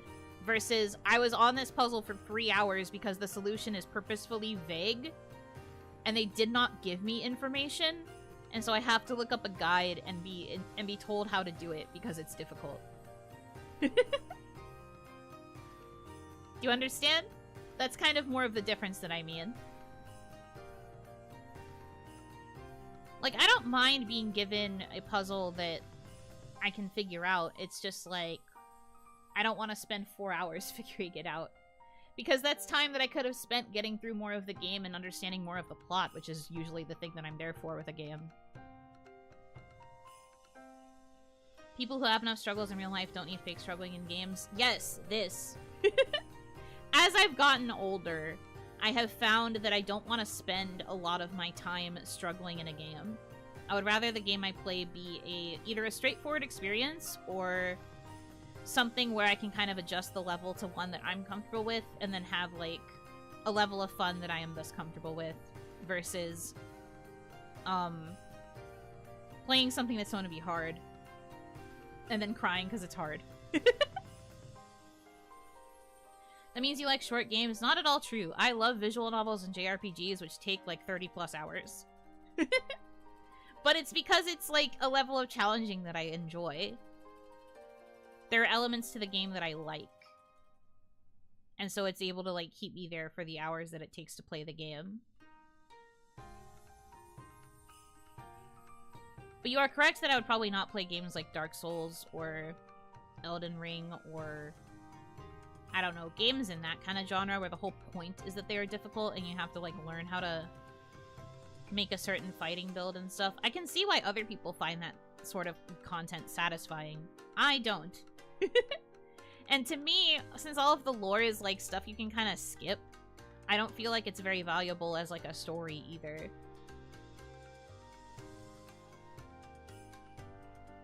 The puzzle that make you think that solution was stupid versus puzzle that make you think was a challenge, but I did it. Exactly. Yeah. Would you play a Souls game with hot anime vampire boys? It depends how hot and if I could date them. If I can date the vampire boys, maybe. But if they're just there for eye candy and I still have to play an actual Souls game, I don't know if that's worth it for me.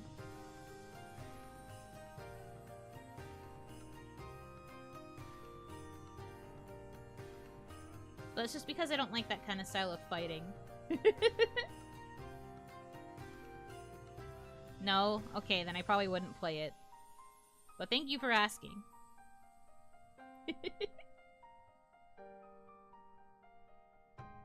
If you defeat them, they become your lovers. That would be kind of fun. Oh, looking at cute boys in game would still motivate you, right? I suppose. I remember you played that Crab Souls game. I tried it because it looked cute. And, like, that one was okay. But they also they have a feature in the game where you can equip your crab with a gun. And then the gun lets you one-shot any enemy, including the big bosses. So, it was nice because I could try however long I wanted to try and beat a boss. But if I really got fucking sick of it and I felt like I couldn't progress, I could just shoot the boss. And then I could progress. And that was great. One-shot the Crab Queen. I was so annoyed at that fight. I had gotten so close to beating her ass so many times. And then I was like, you know what? It's time. And then I did kick her ass with a gun, and it was very funny. I only had to crack out the gun one other time. It was for a different boss, I think. Maybe I've used the gun 3 times? I feel like I've only used it twice, though. But I only used the gun one other time. I really try to avoid using it, because I don't want to, like, rely on it. I did try to learn, and there were several bosses that I was able to, like, learn and, like, actually defeat them. But then there are other bosses where I got really, really frustrated, and I was like, you know what? I'm not dealing with this. So I picked up the gun and I shot. And then as soon as that part of the fight's over, I discarded the gun, and I didn't use it anymore until I felt like I needed to use it again.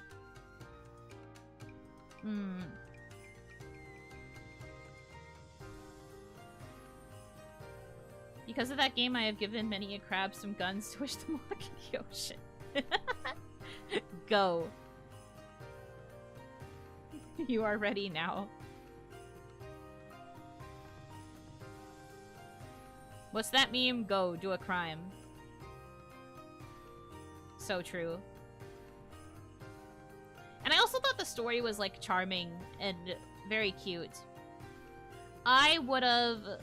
I've thought about going back to playing more of it. I did find the story to be really funny.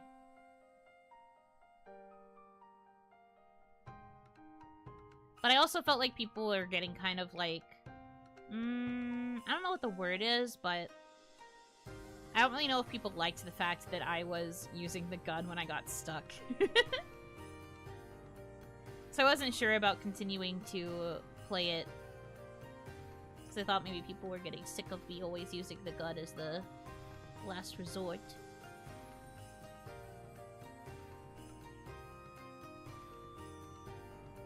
But I did like the game during the times where I played it.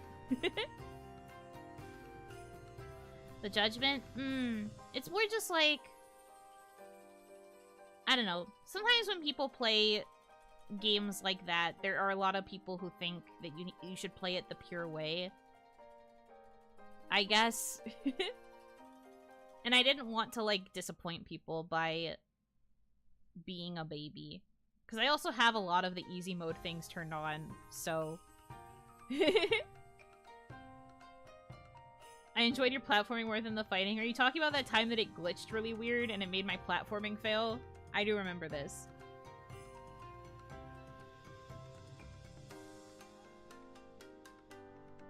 Do you cheat in games? Only if it has in-game cheating. Like, if we're talking about Another Crab's Treasure, it had a lot of modes that you could enable that would, like, make it so you never lose your items. You could enable things like, spawning, like, right in front of the boss. I don't know, it was stuff like that. But I don't go out of my way to, like, actually manipulate a game to allow me to cheat and be god-moded. That's kind of stupid. I think that kind of thing is a bit excessive. But if a game offers the options to me, I don't see harm in enabling them. That's how I feel, at least. And, like, the gun is also, like, the best example of, like, the ultimate cheat, because if you really get sick of fighting, you could use the gun and kill a boss.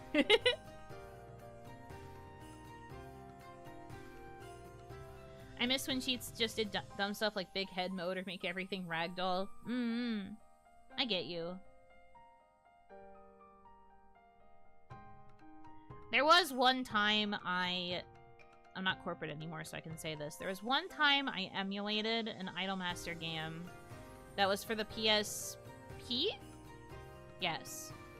It was for the PSP. I emulated it, and then I also discovered that other people who emulated the game also had versions of it with, like, a lot of cheats installed, and the emulator that I used had an ability to load in the cheats, and I did add a few cheats.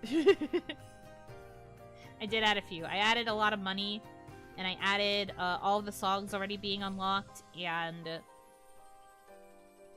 there was something else I added, but it was mostly to just unlock stuff, so I didn't have to, like, do a bunch of replays to get all the things I needed. And I think I did, like, one vanilla playthrough before I added all the cheating. But I definitely added in infinite money. So that I could buy everything in the shops. Don't call Mr. PlayStation! I still want to play Idolmaster in the future. Please don't call Mr. PlayStation. No, please. This is like forever ago, and I don't have it anymore, so in the end it was not worth it, but that was something that I did in the past. John Sony, leave me alone! Stop! Quit trying to arrest me!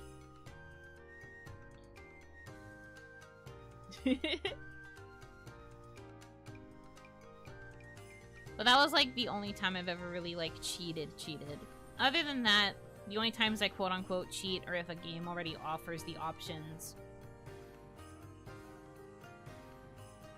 Like, for example, if it's like a Tales game, in New Game Pluses, they offer a lot of things that you can enable that make your gameplay easier. like 10x EXP earnings so that you level up faster. You can double the grade not the grade. Well, actually you can double the grade, but you can double the grade and the gold that drops. You can like save all your costumes. Yada yada yada. I would use those if I had enough grade. Which is why usually, after you choose to keep your costumes for a playthrough, you should also choose to double your grade, because then you can get a lot of grade, and then you have a lot of grade left over so that you can keep using your grade to get all the fun stuff. And you can get crunk. This is like finding out bodies to get lit. I do not know if that is equivalent.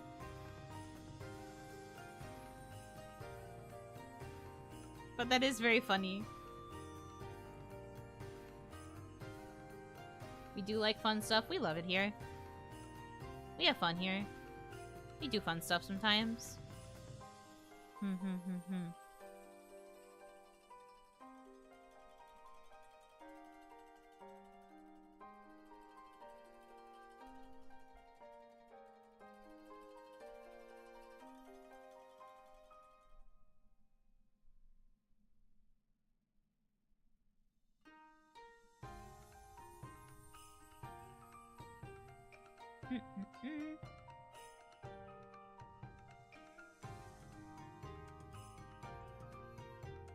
Yuno's our president. Please do not put that power on me. I don't want that. I cannot be in charge of a governing body. I'm good, thanks.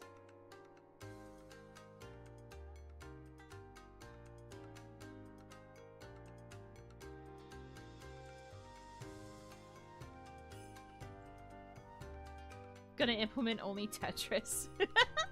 Mandatory 10 rounds of Tetris every morning. I thought Charlotte was the president. She was wanting to be elected as the president, but she was not president anymore. She has stepped down from the role. She is not president anymore. Your policies would be great. Mandatory, make yourself a Tails Ultimate Ambassador. Man, I wish. If only it were that easy. For every missed block, 10 more rounds. I wouldn't do that. Every time you top out, you would have to add another round. But you would be allowed to miss work if you kept missing rounds. So that would lead to a lot of people just missing rounds on purpose. Like, oh boss, I'm so sorry. I can't come into work yet. I haven't finished my mandatory 10 Tetris reps. Boss, I'm so sorry.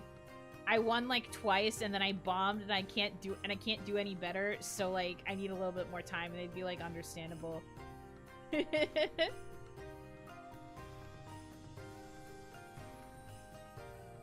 that worked in my field of work, if only, right? Setting this idea of my boss right now. Surprised you would not impose any mandatory Yuno worshipping. I find worshipping to be weird. Like, I don't know if I deserve that. I'm just a little creature, to be honest with you. I'd like it if people would be nicer to me, but I don't want to be worshipped. I'm just a little Oni. I don't deserve, like, shrines or direct worship. Don't like it. I don't know, it's weird. We need Buno Society to become a reality, if only. Mandatory worshipping. Stop! Don't make fun of my accent! Worship.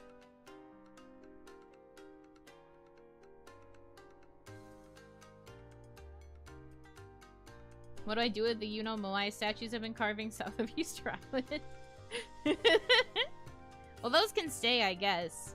As long as you aren't, like, treating them like altars. Worshipped and bullied is quite the combo. Yeah, I don't know if that's like the ultimate form of tsundere, I think. If Oni, stop.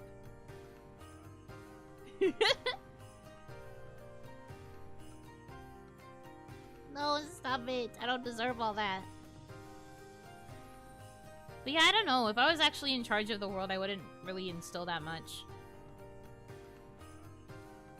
I guess besides, like, universal basic income,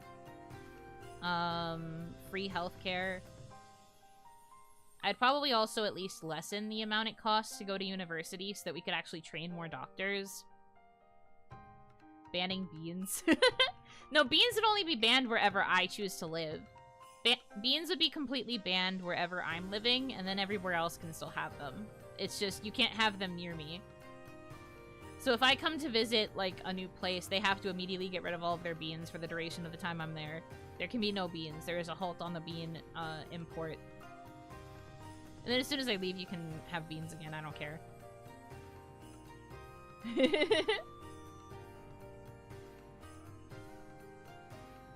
What happens if the law is broken? Then I will have to arrest everybody in possession of beans. What's wrong with beans? You can't be fucking asking that question. It's been over a year. It has never been more obvious that I am an Oni and I literally cannot be near beans. I have like 3 shorts about this. Look it up. I say this affectionately, but like, look it up for real.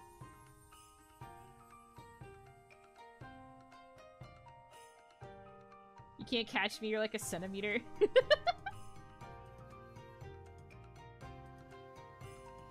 Only VTuber on YouTube? That's me. I'm the only one.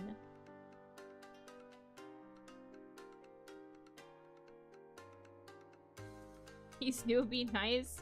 No, I recognize that name. This is someone who's been watching for a while. I recognize the username.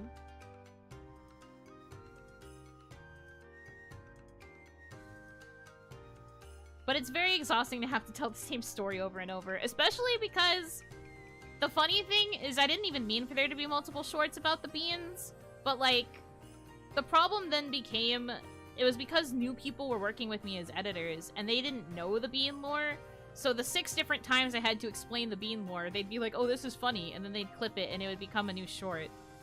So that's why I have so much content about the beans. Because new people keep coming in, and new people are like, oh, this is funny, and then it gets clipped, and then there's still new people that come in, and then they're like, what's the deal with beans? And then I have to tell the story again, and then a clipper will be like, oh, that's funny, and then they clip it. And then people see the clip, and they're like, oh, that's funny, and they subscribe. And then they come into chat, and I mention not liking beans, and they're like, what's the deal with the beans?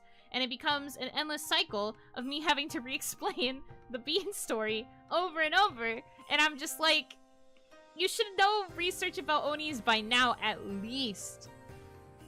You should know. I have mentioned Setsubun so many times. Look at the shorts, I don't know. Freaking look it up on Google. Google will tell you that beans are what are thrown at Oni. Something Setsubun, something throw beans at Oni to banish them. That's why I don't like beans. If you throw beans at me, it banishes me. I don't like it. There you go. There's your answer. There's only so much a girl can explain the same thing over and over. And now the joke is, because I have delivered this in a very funny and humorous manner, there are gonna be people who are like, oh, I'm gonna clip it. And the cycle continues.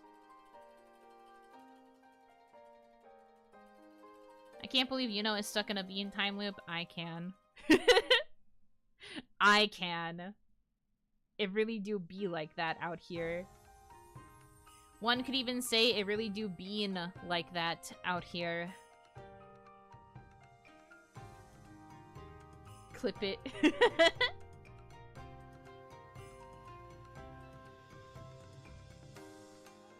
It's the new version of Setsubun. It better not be. Setsubun is also my birthday.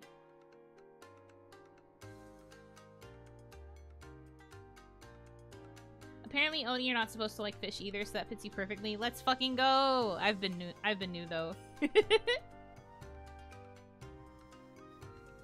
I've been new though. You know a swirly eye mind broken right now? Sure.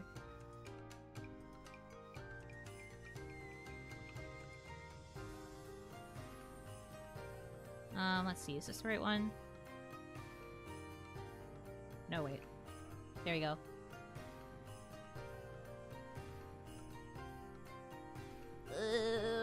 Beans. Too many beans.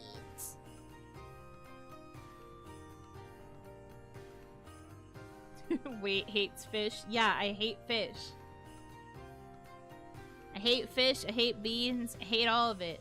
I'm very Oni-coded. It's almost like I'm meant to be an Oni. That's crazy.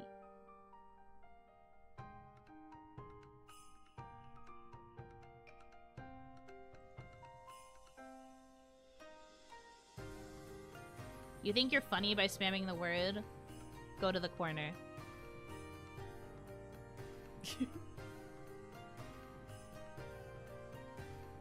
That's why you don't see Yuno with the boys at 3 a.m. That's because they're looking for beans, yes. We have to look for things that are not beans.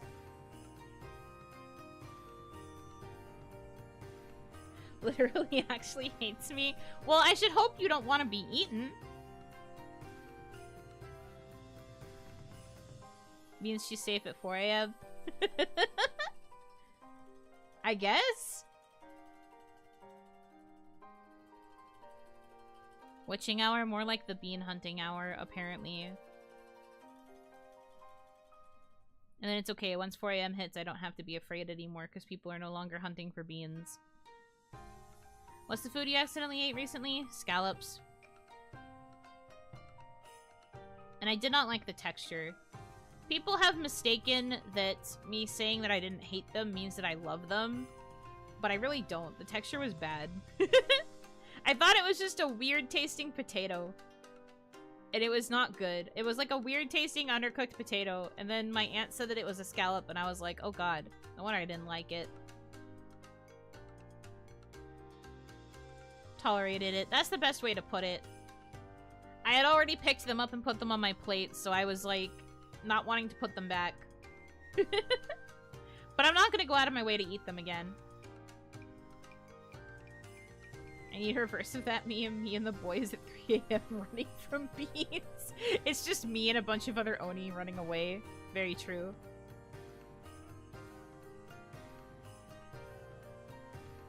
How is the taste?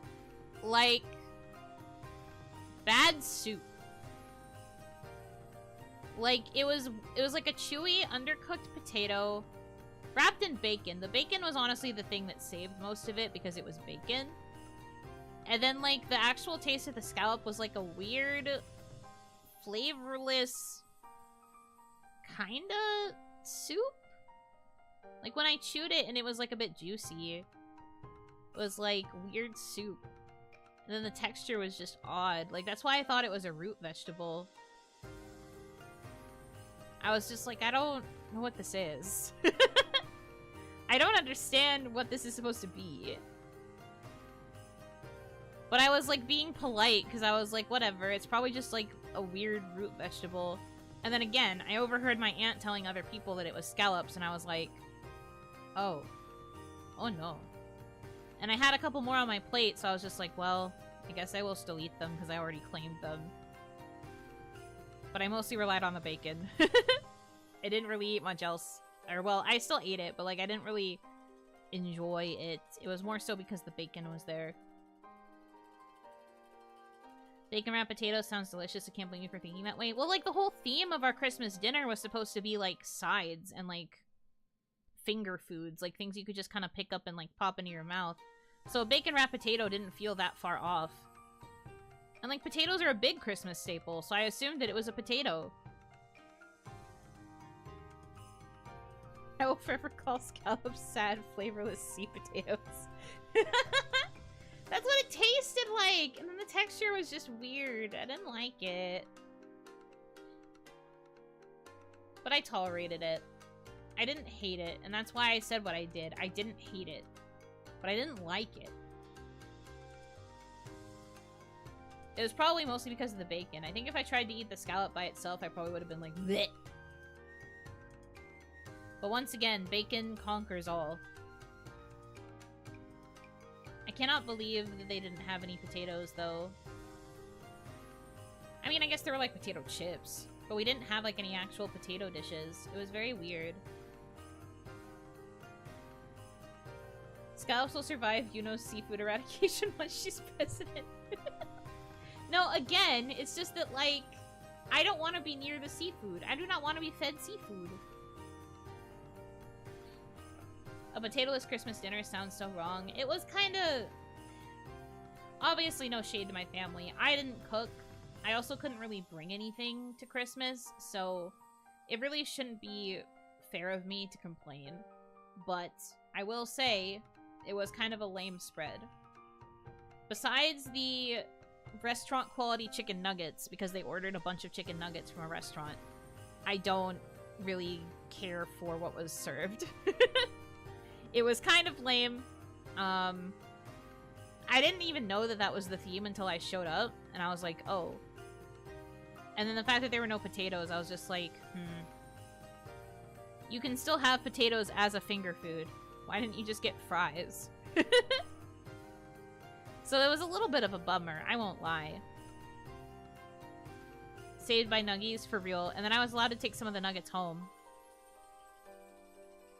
Yeah, tater tots, potato skins, you're right. That totally could have been an option. But there weren't any. Those giant potato wedges would have been fun. Yeah, exactly. How's your day? Oh, my day's been good. I've been chilling. Just a request to Beef Wellington. My family just fires lasers at me on sight. Potato wedges are always going to be better over the fries. It depends for me. But I do like a good wedge.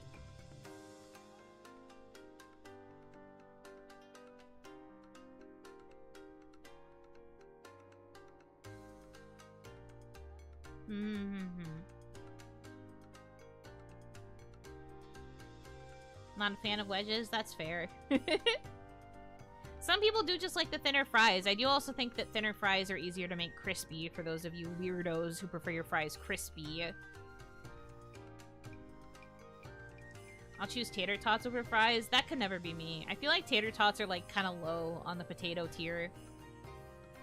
I don't really have a lot of good tater tots. Most of the time when I have a tater tot, it's not good quality. Or it's like bland or undercooked, or it's like weird.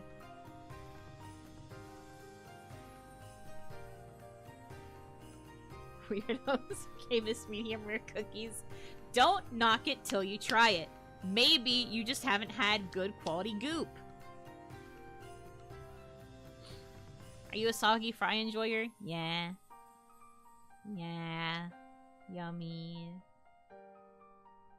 I have a friend who loves loaded fries but won't eat a good potato-based skillet breakfast. No, see, that's messed up to me because I do love a good skillet. But I also prefer diced hash browns over, like, shredded hash browns. I also love loaded fries.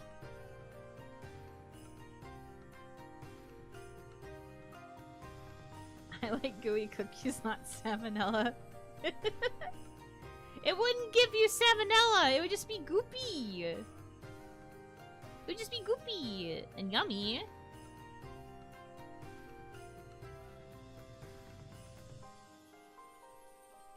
Yeah, loaded fries are delicious. I don't get them super often because, like, I feel like with loaded fries, you have to eat them as, like, a meal themselves. You can't really get them as a side for anything. When I get side fries, they have to be plain. But if I'm getting loaded fries, it's like a whole meal. One of the best loaded fries I've had were kebab loaded fries. Those sound so good. No, that sounds so good. Yum. Feed me some. I've always wanted to try carne asada fries too. I had a friend who was like addicted to them for a long time, and she was always posting on her socials about how she got carne asada fries again. And every time she showed a picture, I'd be like, ugh, I want that. Put it in my mouth. Don't think I've ever had a loaded fry. Really? I think they're good. There's like different definitions of what loaded fry really means, but I'm thinking of like cheese, bacon, chives, maybe a little sour cream. Probably like a drizzle of something else. But like fries loaded up. Some people also add like different kinds of meat and stuff too. But they're really good. It's easy to make at home. Yeah, if you cook. Not me. I can't do it. You have too much faith if you think I can do it. Because I can't.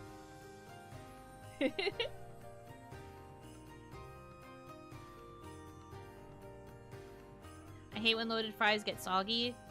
I don't know, I think it's kind of good.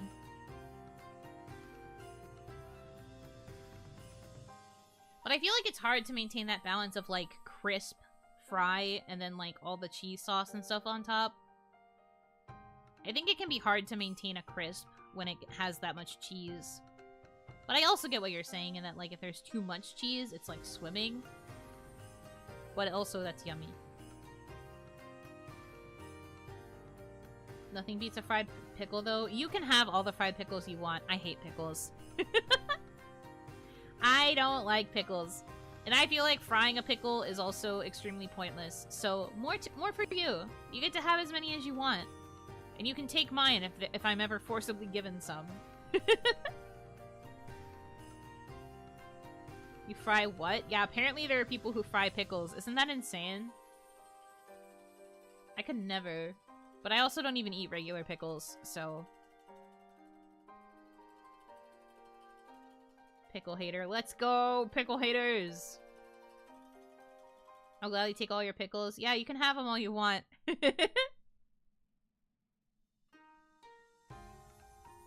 You telling me a shrimp fried this pickle? Shrimp fried pickle sounds disgusting.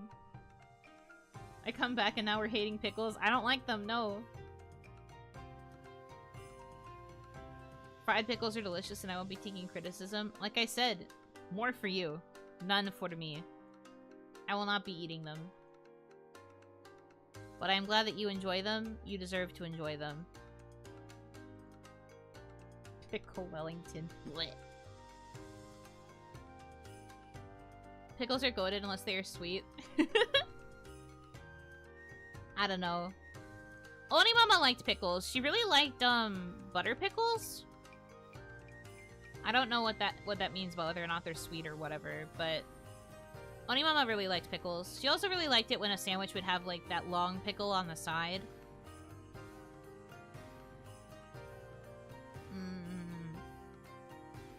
But I'm not a pickle liker.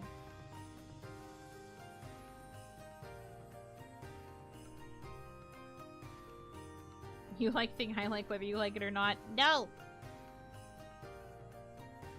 No!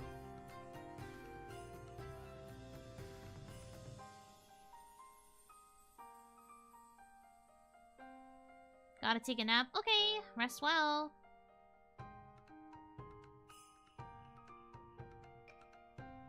Long pickle is long. True.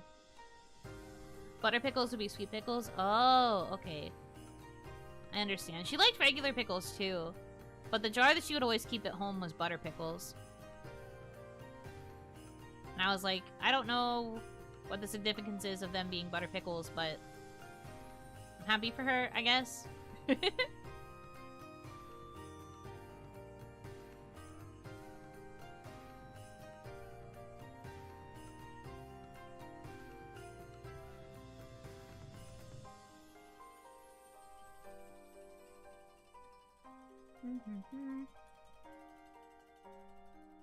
I already fell asleep this stream to the dulcet tones of Yuno's voice. Oh no. It do be like that. I'm a bit... I don't know. I am definitely that stream that one would fall asleep to. I am the secondary monitor streamer, and I'm proud. Did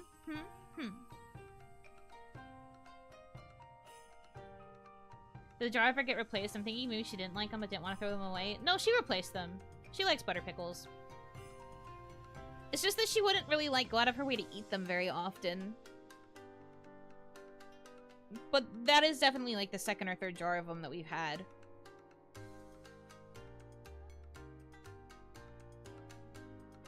Luckily for you, you're on a TV. So sick.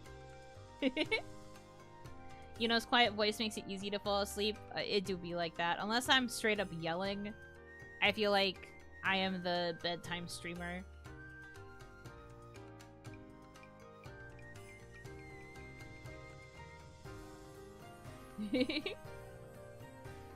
Like I said though, I don't mind it. On the primary monitor right now where you will always be. I'm gonna cry. Thank you. That is nice to hear. Yelling ASMR would go hard. It would go hard and then it would make you go deaf from how badly it would break the ASMR mic from peaking.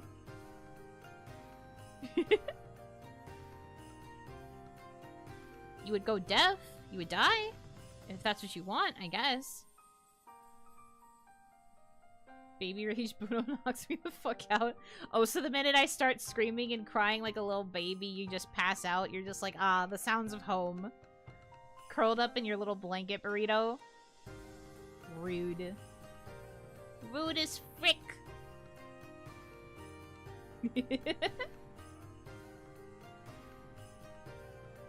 Laryngitis round 2. No! Not laryngitis. At first I thought you'd be offended knowing people fall asleep to your voice in streams. No! I don't think so. It's like, I know this about myself. It's because I can't, like, I can sometimes get goofy and, like, up my energy for the bit. But, like, ultimately, I know that my energy is just way too mellow. I think I'd be surprised if people were able to stay awake watching me, more so. I don't take it to mean that I'm boring. I just take it to mean that it's something about the tone of my voice and, like, just my general energy, I think. Like, there are certain streams where I can keep the energy up, I believe. But I think, generally, I already know that my energy is very calming. It's not something that I can change very easily. At least in, like, a stream format. I've thought about doing more, like, edited content where maybe the energy being up would be able to be maintained for longer, just to see if that would be any different, but I don't know. I've always just kind of known that I can't really force myself to be yelling and crazy and all of that stuff. I'm just a girl. I'm just slow. I am a slow, my-pace individual. But I feel like that's a nice thing to have when, like, the rest of the sea is sometimes, like, a bit chaotic. Chaotic is good. I said this during my application to former production kawaii, and, like, I basically was just like, I'm aware that my energy is very, like, calm and to some people might be perceived as, like, flat. I don't think I have a flat personality line. I just think that generally, because my vibes are calmer and more chill, it just leads to a more relaxing environment compared to others. But I don't think that means that people aren't engaged. It just means it's more low-key. And if people fall asleep, that is okay. I get it.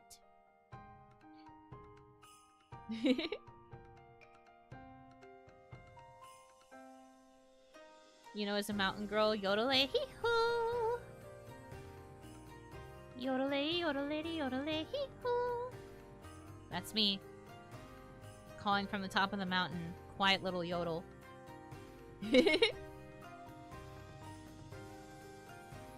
Have you seen the Sonic movie 3? I have not, because I still haven't seen Sonic movie 1 or Sonic movie 2. I've been meaning to, because I keep hearing that they're really, really good, but I haven't seen them.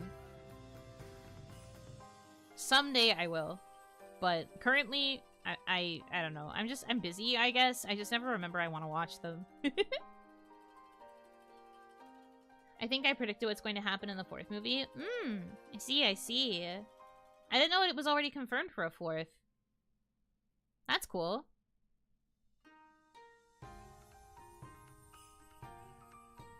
I lost my mind at the theaters with 3. Good to hear. I am excited to eventually watch them. Eventually.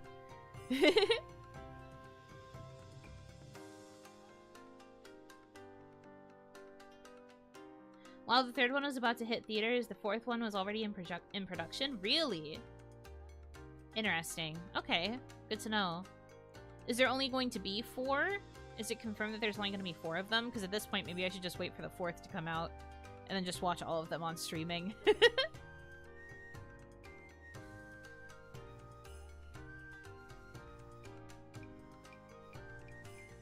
Not yet? I see, I see.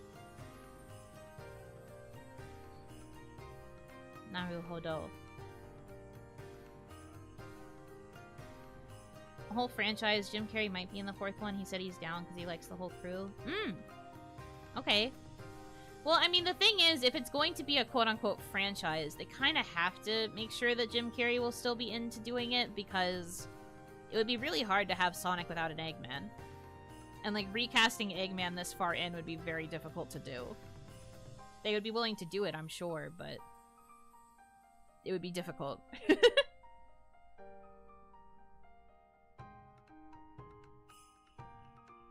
It's amazing that the thing that pulled Jim Carrey out of retirement was Eggman. He does seem to really love the character. From what I have heard, his interpretation of Eggman has been really good. Your cat says hi. Hi, kitty! Hello! I want to give you all the pets in the world. I love cats. This is something I meant to share, actually, but over the weekend, I was picking up something from outside my door, and I saw the neighbor's kid walking their dog, and the dog got really excited because apparently she loves people. I've told you guys about this puppy before. I hear her going yip yip yip next door sometimes. But the dog came like running up to me and like almost barged into the box because she wanted to say hi so bad. And I was like, hi, it's very nice to meet you, but you can't come in here. And I had to like block her from coming further into my house because the poor little girl couldn't control her running at all. And I was just like, it's okay. I will give her lots of pets so that she'll calm down a little bit. You don't have to feel bad. But she did almost run into my house, which was very funny. Her name is Annie. I think she's a terrier mix with something. I'm not really sure what the actual breed is. She's gotten a lot bigger from the last time I saw her, but she's still quite small. Her whole butt wiggles when she wags her tail, which is my favorite feature of dogs. And I'm very happy that I got to pet her. She basically loves me. But apparently she just loves people in general. She's very, very social, that one.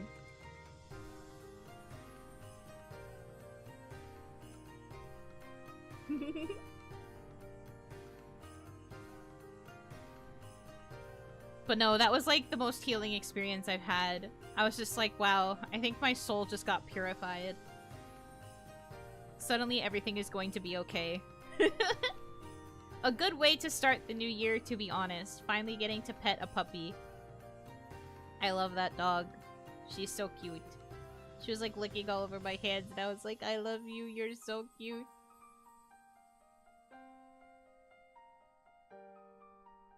Man, I love animals. If I'm ever financially stable enough to be able to take care of a pet, I would love to have a pet of my own.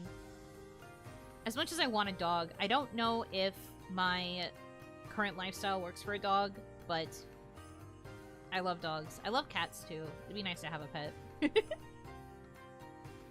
Can I pet that dog? Yes. I literally did get to pet the dog. I literally did get to. I was very happy. She was so cute. Also very cold because it was super snowy outside and she had been running around in the snow. This was before we had managed to shovel out our driveway, so she was like doing that thing puppies do where they're bounding around in the big piles of snow. She's perfect. Dogs want your attention much more often than cats. Well, that's not true. I think that depending on the animal's personality, they could still want you just as much. It's just that cats can usually survive being indoors 24/7 more so than dogs can. With dogs, you have to be able to give them a lot of exercise. So like lots of outdoor play and lots of like actively making sure they are stimulated. Cats also need stimulation, but are usually pretty okay with self-stimulation as well. But both animals are still the same amount of, like, wanting your attention and, like, wanting affection.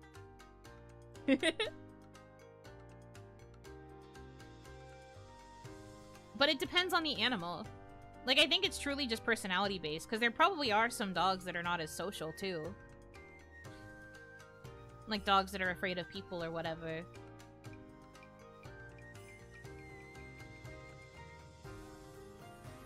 Last night a dog came up to me like, Mister, got any food? I bought a small of biscuits and then suddenly they were dogs and I didn't have enough. No, what a nightmare. No, that means some of them had to go without biscuits. It's so over. It's just like, no, I swear I'm not playing favorites. I just didn't buy enough. It's on me. I'm such a failure. It's so over. That would be me. But no, I really do love dogs so much. I was like super obsessed with dogs when I was a kid. I knew like a bunch of different dog facts. I had like a bunch of little mini books about different dog breeds. I really wanted a dog back then. But OniMon always said no.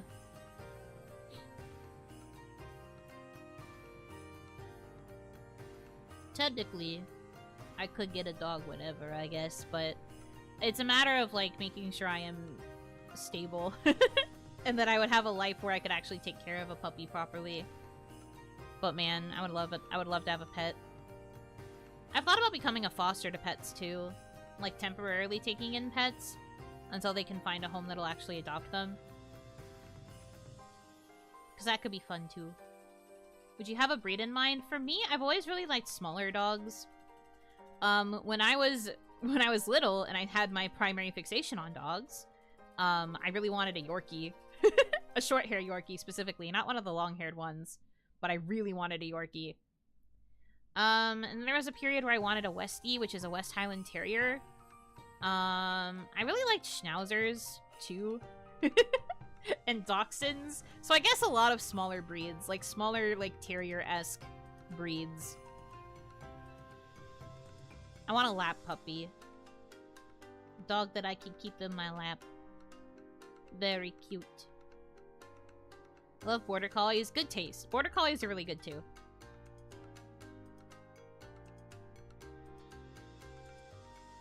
Corgis are cute. Also true.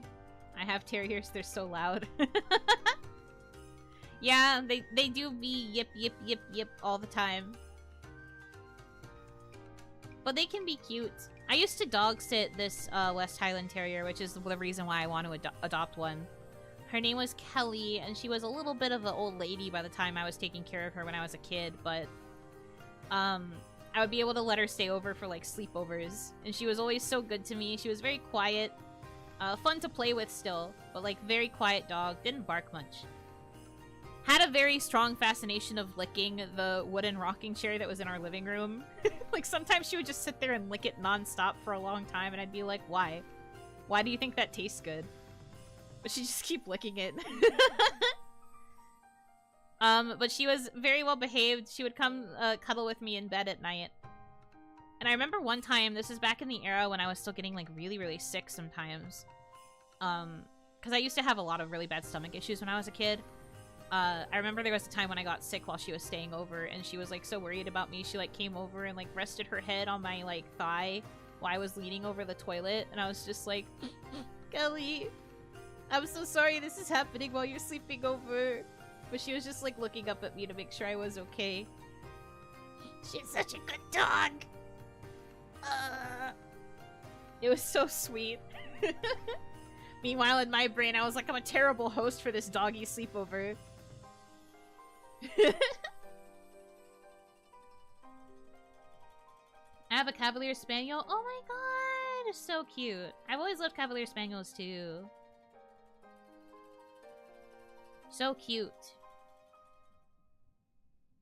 But no, I just really like small dogs. Dogs that are good for cuddling in the lap. So something like that is probably what I would aim for if it were me. For cats, no real preference, because for a long time, I didn't really think about cats as a pet that I would adopt, so I'm pretty open. I'm way more neutral when it comes to cats. I'm just like, if there is a cat that needs adopting that I think is a cute little scrungly, then I will take it. I don't care if it's a white cat, I don't care if it's a black cat, it could be gray, it could be calico, I don't care. As long as it seems like this cat is meant to be my scrungly, then it will become my scrungly. I will be a nightmare when it comes to going to the shelter, because I'm gonna just be sitting there like, I love all of them, what do I do? Cute little scrunkly is such a vibe. That's the thing. When it comes to adopting a cat, you have to accept that it's going to be scrunkly. It's going to be your weird little creature. A lap cat. I mean, that's true. I would want a cat that's pretty affectionate, I think. But I'd be fine with pretty much anything. It's funny how some cats just don't have breeds. They are just orange or gray. Calico's the only one I remember. Actually, that's a lie. I remember a couple others, but... I actually wouldn't even mind if I had one of those, like, bald cats. I think they're, like, ugly cute. Bald cats are kind of ugly cute. I might not mind that.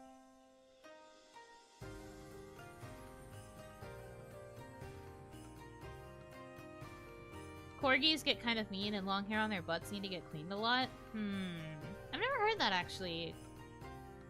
Not that they... Or, like, I've never heard that they get mean. Always wanted a Maine Coon. Those things are so big and fluffy. Maine Coons are also very cute. I don't know. I just find it hard to be picky with cats. I just think that they can be really cute. I feel like as long as I vibe with it, I will want to adopt it. Since personalities can vary so much, your best odds is to get a cat of opposite gender to you? Really? Interesting. So I guess I'd have to aim for a boy. Truly skrunkly. Like, I know girl cats can also be skrunkly, but I feel like boy cats are an especially strong breed of skrunkle. Get an orange freak. I mean, I do think orange cats are cute.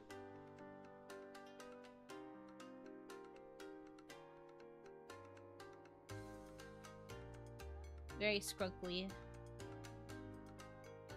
I have to aim for a boy. You've trained with Otome all your life. You've got this. Can we define scrungle? Cats that chew cardboard and knock glasses off of tables and they just seem nasty, but not in like a gross way. They just like they just do nasty things. Do you get what I'm saying? Like, they're not actually gross, but they just do something and you're like, that's nasty. That's skrunkly.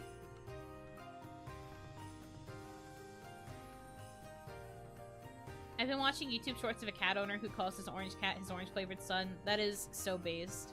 I love that. So menaces to society. Yes, that is what a skrunkle is. That's what a scrungly is. They're like a weird... Like, you could call a favorite character your scrungly too, and it's usually because they're like they're just weird. They're like a weird little guy. Just like a weird little freak. Up to mischief and various evil activities.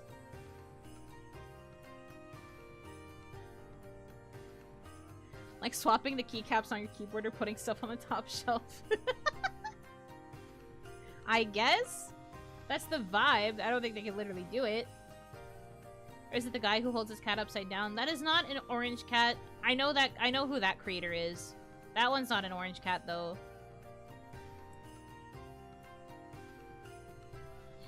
She has like a tuxedo pattern, I think, because she's like a black cat with like white paws.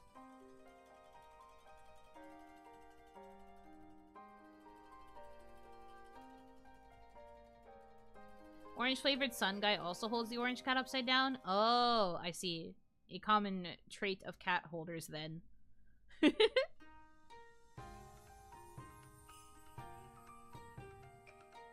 Does evil deeds but forgiven because cute. That's me! I'm also forgiven for doing evil things. I mean, what?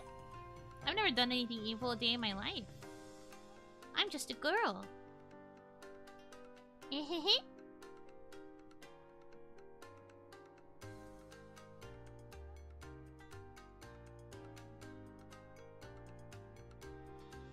Oni.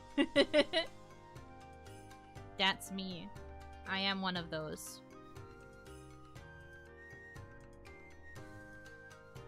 Man, I really want a pet. I should probably stop talking about it, though, because I really want one. But I can't have one yet. Ooh.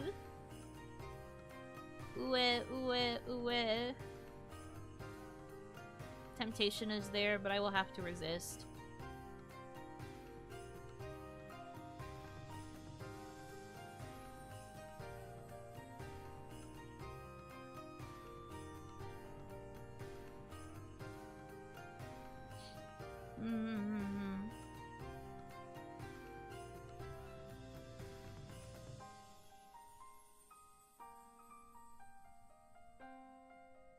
You know what is one weird animal I would love to have as a pet? A crow or raven? Mmm!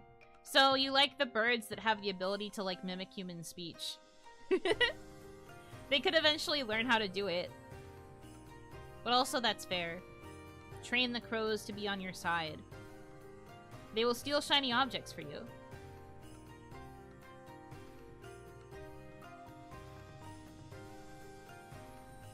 I'd like a raven or an owl too. I've always kind of wanted an owl.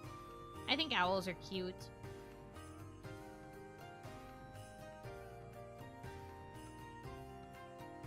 You'll have to settle for the nearly 15k floating fireball souls. It's fine. I can just make all of you get into an animal shape and I can pretend I have a real pet. There's enough of you that you could, like, cram together to probably present as a cat. Or a dog or something.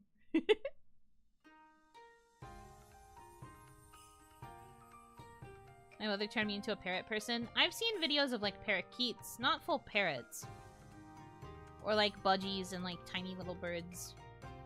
But birds are, like, super difficult to own.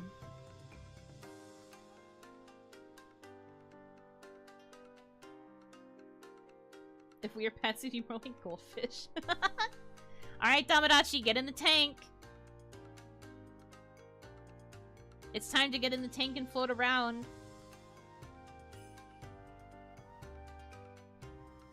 You suddenly wake up with chew marks on your horns? That would be awful. Don't chew my horns. No, you and the drum. This is a horrible pet and master relationship. If you guys are supposed to be my pets, why are you telling me to get into a pet enclosure? Stop.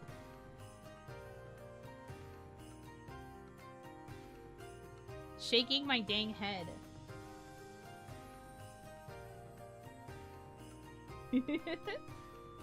We will follow the leader. What the hell? You are smaller than us, therefore henceforth you're literally a ball. I can literally hold you in the palm of my freaking hand. Screaming like a husky until Yuno gets into the enclosure. And I'm just like, shut up! I'm not going in there! Shut up! I'm not going in!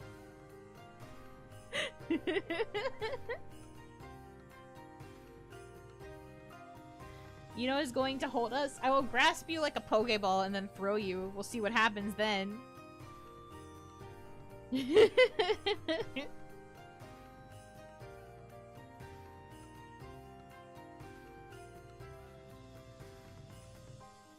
This thought is very funny. Also, I love shorts of huskies communicating with their owners and doing that whole...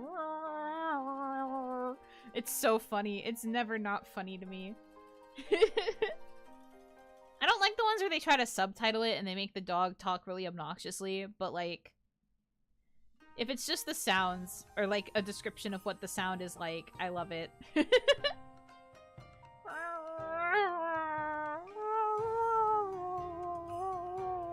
I love those. We are the Utables. You are. You are throwable. We may have puntable, but you guys are throwable.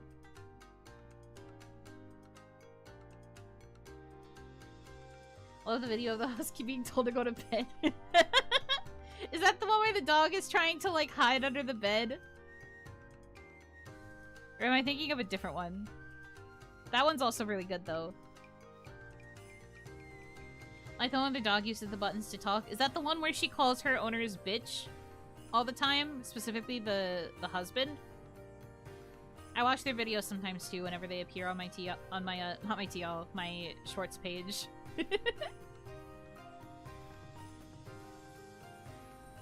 Yes, that one. Yeah, I love theirs. They can be very funny. They didn't have to make all their buttons so sassy. I haven't seen that one. There's a couple that they've done. I forget what the name of the account is, but I think it's a Shiba who presses the buttons. I'm pretty sure it's a Shiba.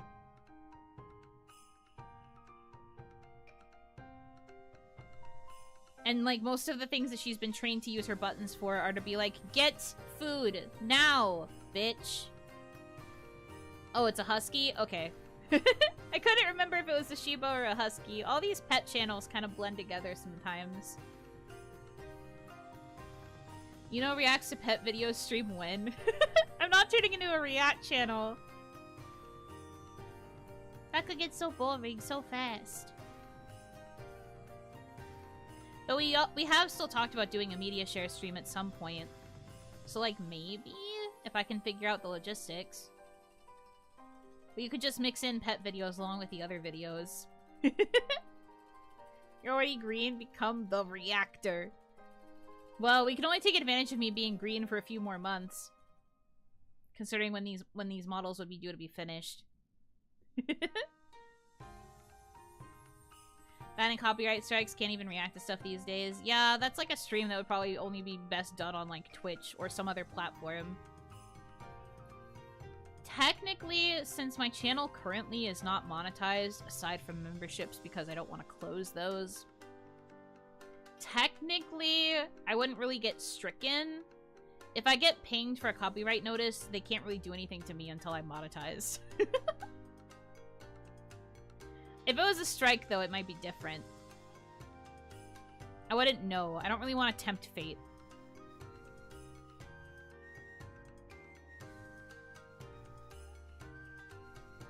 You'll always be green in our hearts. Thanks, man.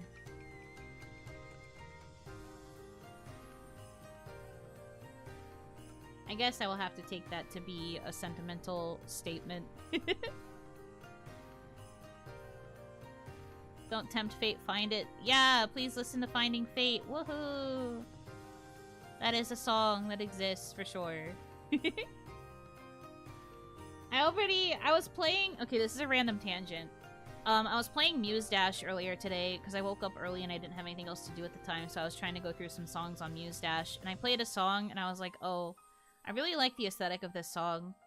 If I ever get a chance to do another original, I would want it to kind of sound like this. And I got really inspired. And, like, that's the first time I've been like, oh, I want another Ori song. I've been kind of trying to, like, put that on the back burner, because I feel like that's, like, not going to be achievable anytime soon. But, man, did I get inspired. I won't say which song, in case some miracle occurs and I'm able to start working on it. I want to keep the vibe a secret, but I got, like, really inspired to do it, so maybe someday. I don't know how soon that someday would be, though, unfortunately. We're just focused on too many other things right now.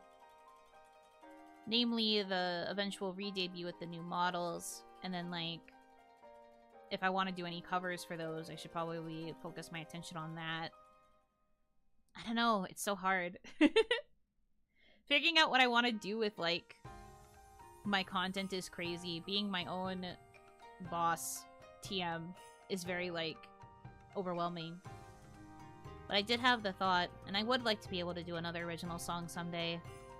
I just don't know if that opportunity will come anytime soon. But I will work hard. Maybe something big and epic and crazy will happen and it'll just fall onto my lap and it'll be really, really cool. Or I guess maybe we could consider using Sponsa to fund it in the future as well. But again, our big focus is the models. Definitely this month for sure, our big focus is the model. So for now, we will focus on that. And then maybe in the future, we can figure out how we can best approach an original song. But for now, I think I am going to call this stream here because I have to make sure I am awake and, like, fed and everything and ready for tomorrow's stream. So we have 2 streams tomorrow. It's our first double stream day in a while. We have the first stream, which is Saintess of the Golden Bow, I believe is the full title. I've just been calling it Saintess in my head. I don't know if that's the currently accepted abbreviation. I don't think it is. Saintess of the Golden Boat. Okay, yes.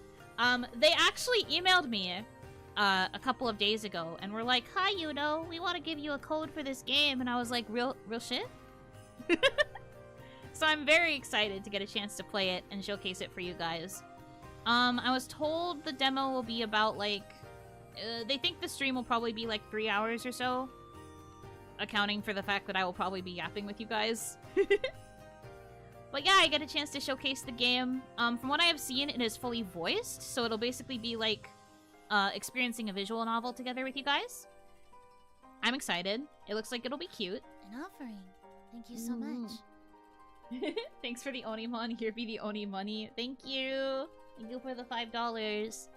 But yeah, they gave me a code and that was very, very sweet. So I am going to give the game a try. See if I like it. It was very sweet that they reached out to me to try it out. That's always been like a secret little dream of mine, so I'm very happy. And then in the evening, we'll be doing a work stream. I'm gonna probably be figuring out how I want to organize stuff for my birthday this year. Because my birthday is in a little less than a month. Oh god. So my birthday's coming, and I have some stuff I want to organize for that, and I'll probably be working on that. Maybe some other stuff during that stream. Won't be a super long one, probably, but we get 2 streams. It's your birthday? Not yet. Soon. Not yet. Soon. I'm nervous for it, but it'll be fun. It'll be a fun time. With the plans that I currently have, I think it'll be a good time. And then, off Wednesday, Thursday is, Neva. We'll finally be playing through Neva. We'll do platforming. And then Okami on Friday. And then the Collar Malice stream is going to be, I show you guys the boys, and you make assumptions. We did something similar for Amnesia, like, forever ago. But this time we're going to do it with Collar Malice, and you will get to decide things like personality, what their, like, otome trope is, yada yada. And then you'll get to find out if you're wrong or not when I do my eventual streams about it in more detail. Now that you kind of know how to do it. Yeah, it'll be wrong answers only. At least that's the goal. It'll be fun to see what you guys come up with for these boys. Looking forward to it. They all lock girls in cages. You're allowed to say that when the stream comes, but try not to look anything up about Collar X Malice. I would rather you go in completely blind so that I can have more fun teaching you about it. Me yapping about my favorite things. But okay, that's kind of how the rest of the week is going to look. There is always a chance I might gorilla on some days. Probably not on Tuesday, because I'm already streaming twice, but... The title gives it away? Collar X Malice? I don't know. I don't think it really gives anything away, actually. The premise maybe a little bit, but like I don't think you can really guess anything about the actual boys. But that's just my judgment as someone who's actually played the game. Well, yeah, we will see how it goes on Saturday.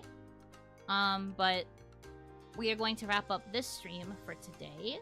So, thank you guys so much for choosing to spend time with me. I hope that you have a good rest of your time zone. And until I see you again, Yunotsu!